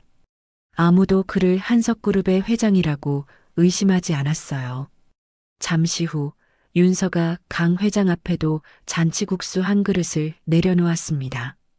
김이 모락모락 피어오르는 국수 위에는 고명으로 올린 계란 지단과 김가루 그리고 파가 예쁘게 얹혀 있었어요. 옆에는 갓 버무린 겉절이까지 듬뿍 담긴 작은 접시가 놓였습니다. 윤서가 강 회장의 곁에 잠시 앉으며 나지막이 말했어요. 할아버지, 어제는 제가 너무 정신이 없었죠. 이거 드시고 기운 내세요. 윤서가 따뜻하게 웃었습니다. 어제 보니까 속이 많이 비신 것 같아서 국수 양 많이 드렸어요. 국물도 진하게 우렸으니까 천천히 드세요. 강 회장은 고개를 끄덕이며 투박한 나무젓가락을 들었습니다. 국물을 한 모금 들이키는 순간이었어요. 강 회장의 손이 미세하게 떨리기 시작했습니다. 혀끝을 감도는 구수하고 진한 멸치 육수, 그리고 그 끝에 남는 달큰한 채수의 맛. 짜지도 싱겁지도 않은 절묘한 간. 면발을 감싸는 국물의 깊은 감칠맛. 이 맛. 강 회장의 눈이 커졌습니다. 이건 우리 어머니 맛인데. 60년 전의 기억이 파도처럼 밀려왔습니다. 강 회장이 10살 무렵이었죠. 판자촌 골목 끝 낡은 판잣집에서 작은 식당을 하시던 어머니. 새벽부터 일어나 멸치를 다듬고 국물을 우리고 손님들에게 국수를 말아주시던 어머니의 모습이 눈앞에 아른거렸어요. 그때도 이런 맛이었습니다. 가난해서 재료가 부족해도 정성만큼은 가득 담긴 국물. 돈이 없어 제대로 된 고명도 올리지 못했지만 한 그릇 한 그릇 온 마음을 다해 만들던 어머니의 손맛. 강 회장은 젓가락을 든 손이 떨리는 것을 멈출 수가 없었습니다. 가난이 끔찍해 어머니의 거친 손을 외면했던 세월이었어요. 성공을 위해 뒤도 안 돌아보고 달려왔습니다. 성인이 되어 판자촌을 떠나 서울로 올라오던 날 어머니가 눈물을 흘리며 손을 잡았지만 뿌리쳤어요. 어머니가 돌아가시던 날 임종자리에도 가지 않았습니다. 가난한 유산은 필요 없다며 독하게 마음을 먹었어요. 장례식장에서 눈물 한 방울 흘리지 않고 돌아섰습니다. 그렇게 살아왔어요. 가난을 증오하고 돈을 모으고 권력을 쌓고 누구에게도 무시당하지 않는 위치에 올랐습니다. 하지만 그 긴 세월 동안 어머니의 국수 맛은 단 한 번도 다시 만나지 못했어요. 그런데 지금 28 어린 여자가 내놓은 국물 한 그릇이 그 맛을 되살려 놓았습니다. 국수 김 사이로 아련하게 떠오르는 어머니의 야윈 얼굴. 그리고 지금 부엌에서 분주히 움직이는 윤서의 모습이 겹쳐 보였어요. 둘 다 가난했습니다. 둘 다 힘들었습니다. 하지만 둘 다 따뜻했어요. 강 회장의 눈동자가 사정없이 흔들렸습니다. 굵은 눈물이 눈가에 맺히기 시작했어요. 그때였습니다. 할아버지, 작은 목소리가 들려왔어요. 고개를 돌리니 태양이가 강 회장 앞에 서 있었습니다. 아이는 고사리 같은 손을 펴서 알사탕 하나를 강 회장의 무릎 위에 올려놓았어요. 이거 드세요. 이게 뭐냐? 강 회장이 쉰 목소리로 물었습니다. 엄마가 이거 먹으면 기분이 좋아진대요. 아까 보니까 할아버지 눈이 슬퍼 보여서 내가 아끼는 건데 드릴게요. 태양이의 맑은 눈망울이 강 회장을 올려다보았습니다. 5살 아이의 순수한 눈빛. 거기에는 계산도 의도도 아무것도 없었어요. 그저 슬퍼 보이는 노인에게 자신이 가진 가장 소중한 것을 나누려는 마음뿐이었습니다. 그 순간 강 회장의 심장 속에서 억눌렸던 무언가가 툭 하고 터져버렸습니다. 눈물이 쏟아졌어요. 70의 노신사는 차마 아이를 품에 안지도 못한 채 고개를 푹 숙였습니다. 어깨가 들썩거리며 흐느낌이 새어나왔어요. 미안하다. 강 회장이 웅얼거렸습니다. 미안해. 누구에게 하는 사과인지 알 수 없었어요. 뿌리치고 온 어머니에게인지 아니면 며칠 동안 감시하고 의심했던 윤서에게인지 아니면 결혼을 반대했던 아들에게인지 어쩌면 그 모두에게였는지도 모릅니다. 굵은 눈물이 국수 그릇 위로 툭툭 떨어졌습니다. 국물 위에 동그란 파문이 퍼져나갔어요. 가난은 혐오해야 할 악이 아니라 그저 온기로 채워야 할 빈자리였음을 그는 70이 다 돼서야 깨달았습니다. 한참을 울고 난 뒤 강 회장은 떨리는 손으로 바지 깊숙한 곳에서 휴대폰을 꺼냈습니다. 그는 더 이상 관찰자가 아니었어요. 윤서의 고통은 곧 자신의 어머니가 겪었던 고통이었습니다. 태양이의 눈물은 자신의 어린 시절 상처였어요. 더 이상 지켜만 볼 수 없었습니다. 강 회장은 가게 밖으로 나왔습니다. 그리고 비서실장에게 전화를 걸었어요. 나다. 낮은 목소리였지만 그 안에는 대한민국 유통업계를 평정했던 회장의 압도적인 위엄이 서려 있었습니다. 지금 당장 이윤서라는 사람 이름으로 된 빚 전부 확인해라. 원금이든 이자든 전부 다 갚아버려. 전화기 너머로 비서실장의 당황한 기색이 느껴졌지만 강 회장은 아랑곳하지 않았어요. 그리고 어제 이 동네 분식집 쑥대밭으로 만든 사채업자 놈들 있다. 그놈들 신원 파악해서 다시는 이 동네 근처에 발도 못 붙이게 해. 알겠나? 알겠습니다, 회장님. 전화를 끊은 강 회장은 비로소 깊은 숨을 내뱉었습니다. 평생 누군가를 짓밟고 일어서는 데만 써왔던 권력이었어요. 경쟁자를 무너뜨리고 적을 제거하고 자신의 제국을 키우는 데만 사용했던 힘이었습니다. 하지만 오늘 처음으로 그 권력을 누군가를 지키는 데 사용했습니다. 강 회장은 다시 가게 안을 들여다보았어요. 윤서가 여전히 노인들에게 국수를 나르며 환하게 웃고 있었습니다. 태양이가 할머니들 사이를 뛰어다니며 제잘거리고 있었어요. 강 회장은 모자를 깊게 눌렀으며 조용히 은조렸습니다. 진혁이 이놈, 나보다 훨씬 나은 놈이었구나. 그의 입가에 쓸쓸한 미소가 번졌습니다. 아들이 처음부터 옳았어요. 저 여자는 진짜였습니다. 가식도 계산도 연기도 없는 진짜 사람이었어요. 강 회장은 무거운 발걸음을 옮기며 골목을 빠져나갔습니다. 이제 아들에게 할 말이 생겼어요. 평생 처음으로 아들에게 사과해야 할 것 같았습니다. 며칠 후 진혁의 휴대폰이 울렸습니다.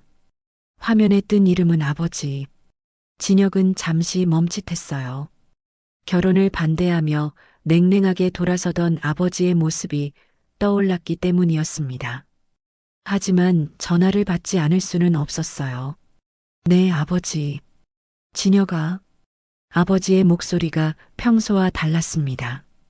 차갑고 날카롭던 그 목소리가 어딘가 부드러워져 있었어요. 그 여자, 윤서라고 했나? 한번 데려와라. 네. 진혁은 자신의 귀를 의심했습니다. 데려오라고. 내가 직접 만나봐야겠다. 아버지, 그게 무슨. 말 많이 하지 말고 그냥 데려와. 주말에 집으로. 전화가 끊겼습니다. 진혁은 한참 동안 휴대폰을 들여다보았어요. 아버지가 변했다. 그것도 완전히. 무슨 일이 있었는지는 모르지만 그 차갑던 목소리에서 따뜻함이 느껴졌습니다. 진혁은 곧장 태양 분식으로 달려갔어요. 윤서 씨. 가게 문을 열며 들어서는 진혁의 얼굴에는 환한 미소가 번져 있었습니다. 무슨 일이에요? 왜 이렇게 급하게? 아버지가 만나자고 하셨어요. 윤서 씨를 데려오래요. 윤서의 얼굴이 하얗게 질렸습니다. 저를요? 네. 아버지 목소리가 평소랑 완전히 달랐어요. 무슨 일이 있었는지 모르겠지만 좋은 일인 것 같아요. 윤서는 불안한 표정으로 앞치마를 만지작거렸어요. 하지만 저 같은 사람이 그런 곳에 가도 되는 걸까요? 진혁이 윤서의 손을 꼭 잡았습니다. 괜찮아요. 내가 옆에 있을게요. 주말 오후 진혁의 차를 타고 도착한 한석그룹 회장 저택은 입구부터 숨이 막힐 듯 거대했습니다. 철문이 열리자 끝없이 펼쳐진 정원이 나타났어요. 잔디밭 사이로 난 길을 따라 한참을 들어가자 거대한 저택이 모습을 드러냈습니다. 대리석으로 지어진 3층 건물. 그 규모는 윤서가 살아온 세계와는 너무나 달랐어요. 차에서 내린 윤서는 저택을 올려다보며 다리가 떨리는 것을 느꼈습니다. 현관문이 열리자 더욱 압도적인 광경이 펼쳐졌어요. 끝없이 펼쳐진 대리석 복도, 은은한 향나무 냄새, 그리고 천장을 가득 채운 화려한 샹들리에의 불빛. 윤서는 자꾸만 위축되는 마음에 제 옷자락을 만지작거렸습니다. 태양이는 신기한 듯 주변을 두리번거렸어요. 엄마, 여기 진짜 크다. 우리 집보다 100배는 큰 것 같아. 태양아, 조용히. 윤서가 아이의 손을 꼭 잡았습니다. 그리고 복도 한가운데서 멈춰 섰어요. 진혁 씨, 저 역시 돌아가는 게 좋겠어요. 네. 이런 곳은 저랑 어울리지 않아요. 저 같은 사람이 여기 있으면 민폐만 될 것 같아요. 윤서가 고개를 떨구었습니다.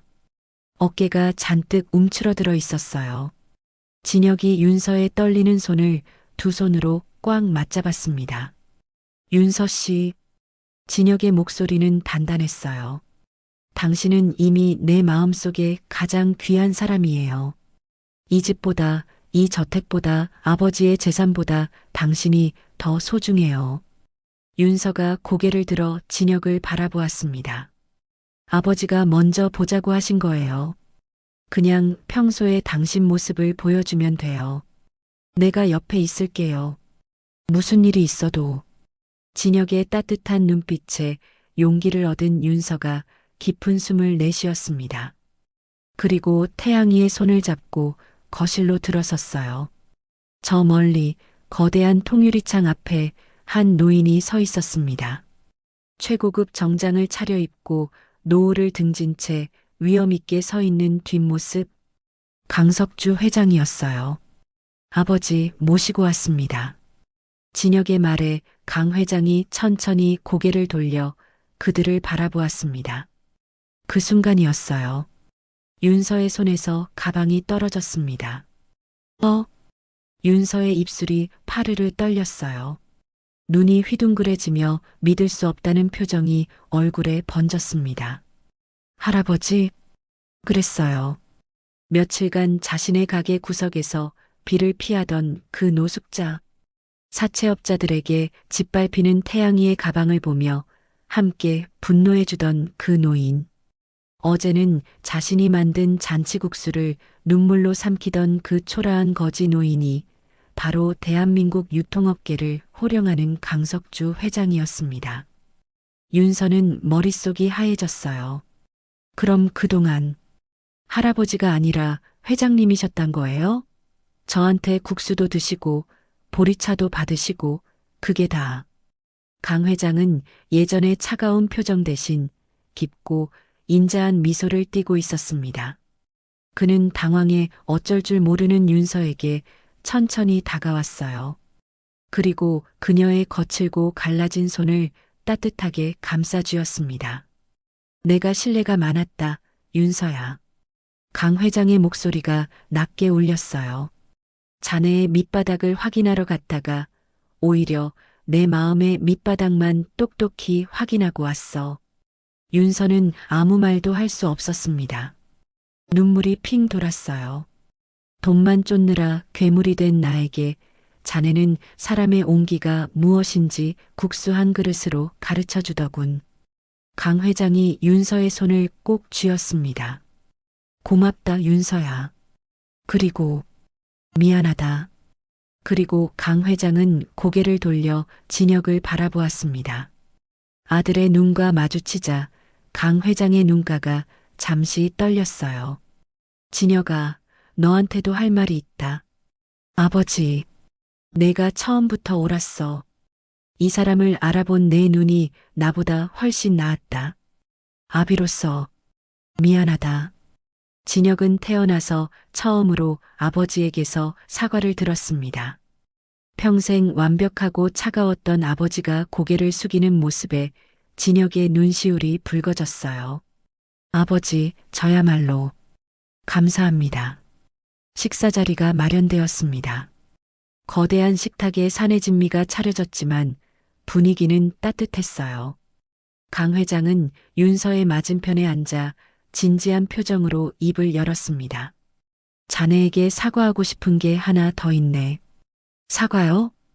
가난한 사람은 다 속물일 거라 믿었던 내 오만함을 용한 석주게.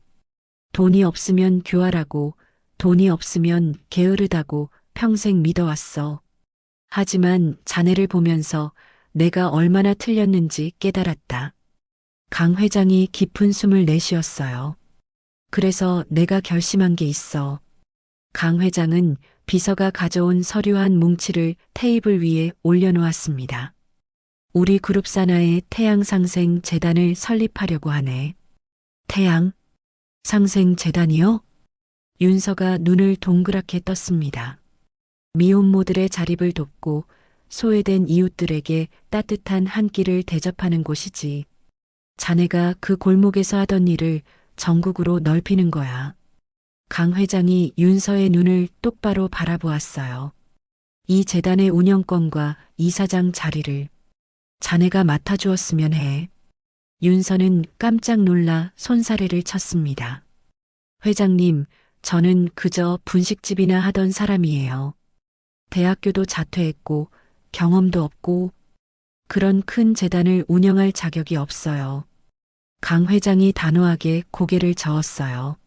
아니, 자네는 억울한 빚더미에 앉아서도 남의 배고픔을 먼저 걱정했지. 당장 내일 굶을 처지에서도 노인들에게 국수를 끓였어. 그건 돈이 많다고 할 수 있는 일이 아니야. 강 회장의 목소리가 단단해졌습니다. 마음이 부자인 사람만이 할 수 있는 일이지. 자네 같은 사람이 이사장 자리에 있어야 우리 그룹의 돈이 비로소 가치 있게 쓰일 걸세. 윤서의 눈에 눈물이 고였어요. 태양 분식을 재단의 1호점으로 만들고 자네의 그 따뜻한 철학을 세상에 퍼뜨려주게. 배고픈 서러움을 아는 사람이 배고픈 사람들을 도와야 해. 윤서는 더 이상 참지 못하고 눈물을 터뜨렸습니다. 미혼모라는 이유로 세상에 치이고 사채업자에게 무시당하며 버텼던 지난날의 서러움이 밀려왔어요. 하지만 이제 그 서러움이 씻은 듯 사라지는 것을 느꼈습니다. 회장님, 아니 아버님, 윤서가 떨리는 목소리로 말했어요. 정말 감사합니다. 제가 가진 진심 다해서 정말 열심히 해볼게요. 저를 믿어주셔서 정말 감사합니다. 그래, 고맙다. 포기하지 않고 그 예쁜 마음 지켜줘서. 강 회장이 따뜻하게 웃었습니다. 곁에서 이를 지켜보던 진혁은 비로소 안도의 미소를 지으며 윤서의 어깨를 감싸 안았어요. 그의 눈가도 촉촉하게 젖어 있었습니다. 강 회장은 신기한 듯 주변을 두리번거리던 태양이를 손짓해 불렀습니다. 태양아, 이리 와봐. 태양이가 조심스럽게 다가가자 강 회장은 아이를 번쩍 들어 올려 자신의 무릎에 앉혔어요. 너 그때 할아버지한테 사탕 줬지? 그거 정말 맛있었어. 진짜요? 그럼 또 드릴까요? 태양이가 해맑게 웃었습니다. 강 회장은 호탕하게 웃으며 아이의 머리를 쓸어넘겼어요. 자, 이제 우리 가족끼리 진짜 식사를 시작해 볼까? 식탁 위로는 태양처럼 따뜻한 희망만이 가득 차오르고 있었습니다. 지독했던 오해는 거치고 새로운 가족의 시작이 그렇게 조용히 피어나고 있었어요. 1년이라는 시간이 흘렀습니다. 예전에 낡고 좁았던 태양 분식. 비만 오면 천장에서 물이 새고 바람이 불면 문틈으로 외풍이 들어오던 그 작은 가게는 이제 없었어요. 그 자리에는 현대적이면서도 따스한 나무 질감이 살아있는 아름다운 건물이 들어서 있었습니다. 건물 정면에는 태양상생 재단 1호점이라는 간판이 걸려 있었어요. 아침 햇살을 받아 눈부시게 빛나는 금색 글씨. 그 간판 아래로 사람들이 분주하게 오가고 있었습니다. 재단 이사장이 된 윤서의 일상은 이전보다 훨씬 바빠졌습니다. 하지만 그녀의 얼굴에는 그늘 대신 생기가 가득했어요.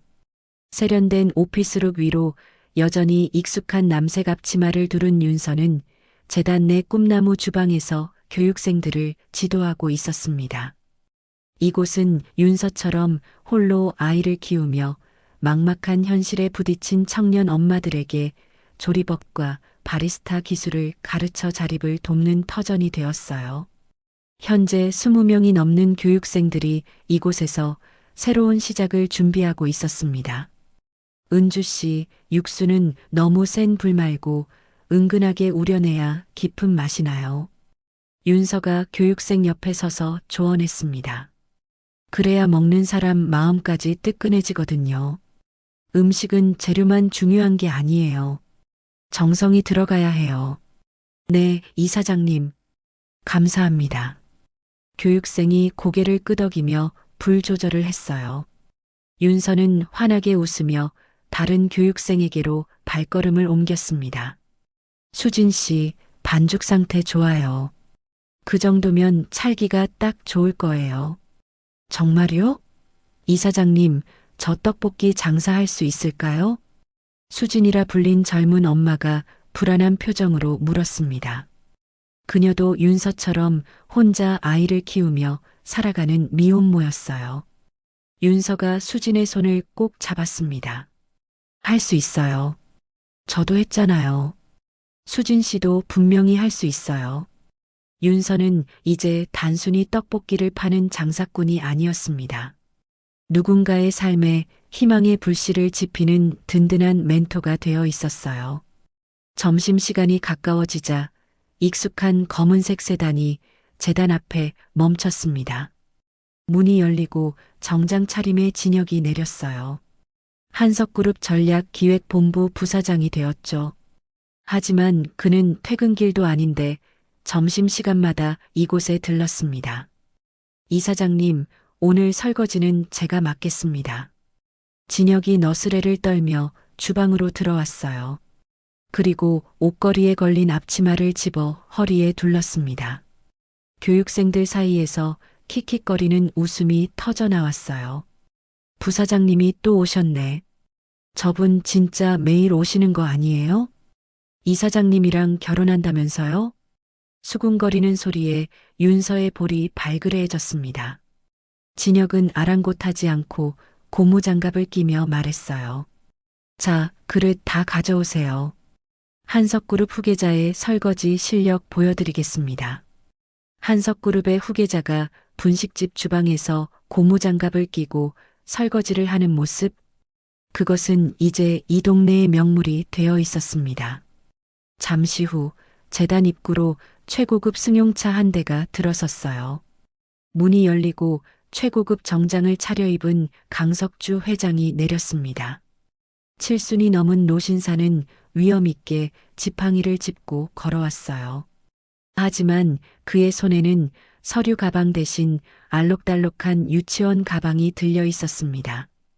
할아버지, 건물 안에서 태양이가 뛰어나왔어요. 이제 6살이 된 아이는 할아버지에게 달려가 안겼습니다. 오늘 유치원에서 공룡 그렸어요. 티라노사우루스요. 태양이가 품에서 종이를 꺼내 흔들었어요. 강 회장은 호탕하게 웃으며 아이를 번쩍 안아 올렸습니다. 허허, 우리 강태양, 어디 할아버지한테 보여줘봐라. 강 회장은 태양이의 그림을 찬찬히 들여다보았어요. 오, 이거 아주 잘 그렸구나. 이빨이 무섭게 생겼어. 할아버지보다 더 무섭네. 할아버지는 안 무서워요. 할아버지는 착해요. 태양이가 해맑게 웃었습니다. 강 회장의 눈가에 주름이 깊게 패이며 미소가 번졌어요. 자, 오늘은 국수 맛이 어떤지 내가 검수 좀 해야겠구나. 우리 며느리가 끓인 국수가 여전히 최고인지 확인해 봐야지. 강 회장은 재단의 명예시식관을 자처하며 매일 이곳에 들렀습니다. 독거노인들과 나란히 앉아 국수를 먹고 두런두런 이야기를 나누는 것이 그의 일과가 되었어요. 가난을 증오해 스스로를 고립시켰던 노신사는 이제 사람 냄새 나는 이 작은 재단에서 인생의 진짜 황혼을 즐기고 있었습니다. 그리고 햇살이 유독 찬란했던 어느 주말, 한석그룹 저택 정원에서는 세상에서 가장 아름답고 소박한 결혼식이 열렸습니다. 화려한 호텔 예식장 대신 태양이와 강 회장이 함께 정성을 들여 가꾼 정원이 식장이 되었어요. 수만 송이의 꽃들이 만발한 정원. 온갖 꽃들이 햇살 아래 눈부시게 빛나고 있었습니다. 윤서는 화려한 보석 대신 진혁이 처음 선물했던 수수한 진주 귀걸이를 하고 있었어요. 새하얀 웨딩드레스를 입은 그녀는 세상에서 가장 당당한 신부가 되어 버질로들을 걸었습니다. 태양이가 작은 바구니를 들고 엄마 앞에서 꽃잎을 뿌렸어요. 엄마 예뻐요. 우리 태양이도 예뻐. 윤서가 아이의 머리를 쓰다듬으며 웃었습니다. 단상에서 진혁이 윤서를 기다리고 있었어요. 그의 눈가가 촉촉하게 젖어 있었습니다. 윤서 씨 정말 아름다워요. 진혁 씨도요. 두 사람은 서로를 마주보며 영원한 사랑을 맹세했습니다. 강 회장은 단상 아래에서 그 모습을 흐뭇하게 바라보았어요. 그의 가슴팍에는 수천만 원짜리 명품 부토니에 대신 태양이가 고사리 손으로 직접 종이를 접어 만든 훈장이 달려 있었습니다. 세상에서 제일 멋진 할아버지라고 삐뚤빼뚤 적힌 종이 훈장. 강 회장은 그것이 어떤 보석보다 자랑스러웠어요. 축사 시간이 되었습니다. 강 회장이 천천히 단상으로 올라갔어요. 마이크 앞에 선 그는 잠시 말을 잇지 못했습니다. 감정이 북받쳐 올랐기 때문이었어요. 윤서야. 강 회장이 며느리를 바라보며 입을 열었습니다. 내 아들 곁에 와줘서 고맙다. 그리고 강 회장의 목소리가 떨렸어요. 내 굳어버린 심장을 다시 뛰게 해줘서 정말 고맙구나. 자네가 끓여준 국수 한 그릇이 내 70평생의 편견을 깨뜨려줬어. 자네 덕분에 나는 돈보다 소중한 게 무엇인지 알게 됐다. 윤서는 결국 참았던 기쁨의 눈물을 흘렸습니다. 진혁이 윤서 곁으로 다가와 그녀의 눈물을 닦아주었어요.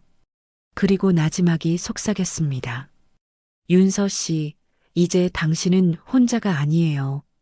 진혁 씨, 우리가 함께 만드는 이 태양이 온 세상을 비출 겁니다.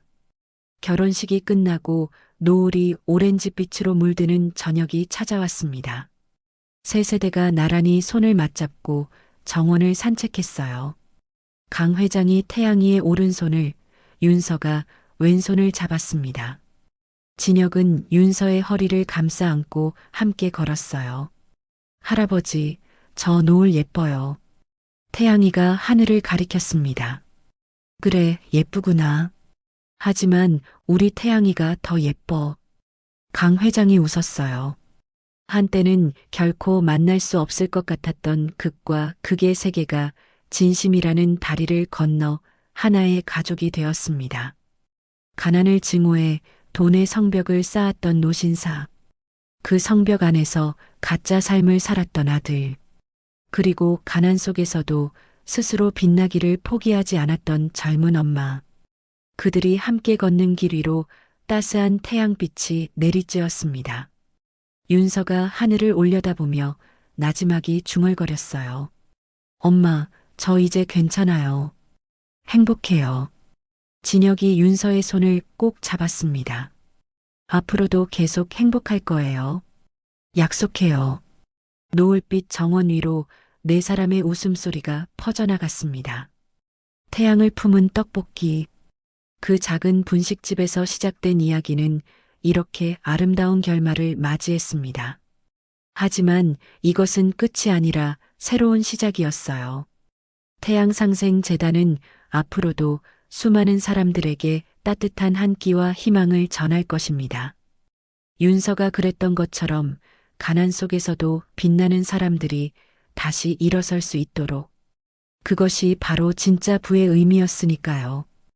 오늘의 이야기가 당신의 마음에 작은 울림을 드렸다면 앞으로도 당신의 나날에 잔잔한 위로가 될 이야기들로 찾아뵐 수 있도록 구독과 좋아요를 눌러주세요. 그리고 사연의 주인공을 위한 따뜻한 말씀도 댓글로 부탁드립니다. 당신의 오늘을 늘 응원합니다. 인생 나날이었습니다.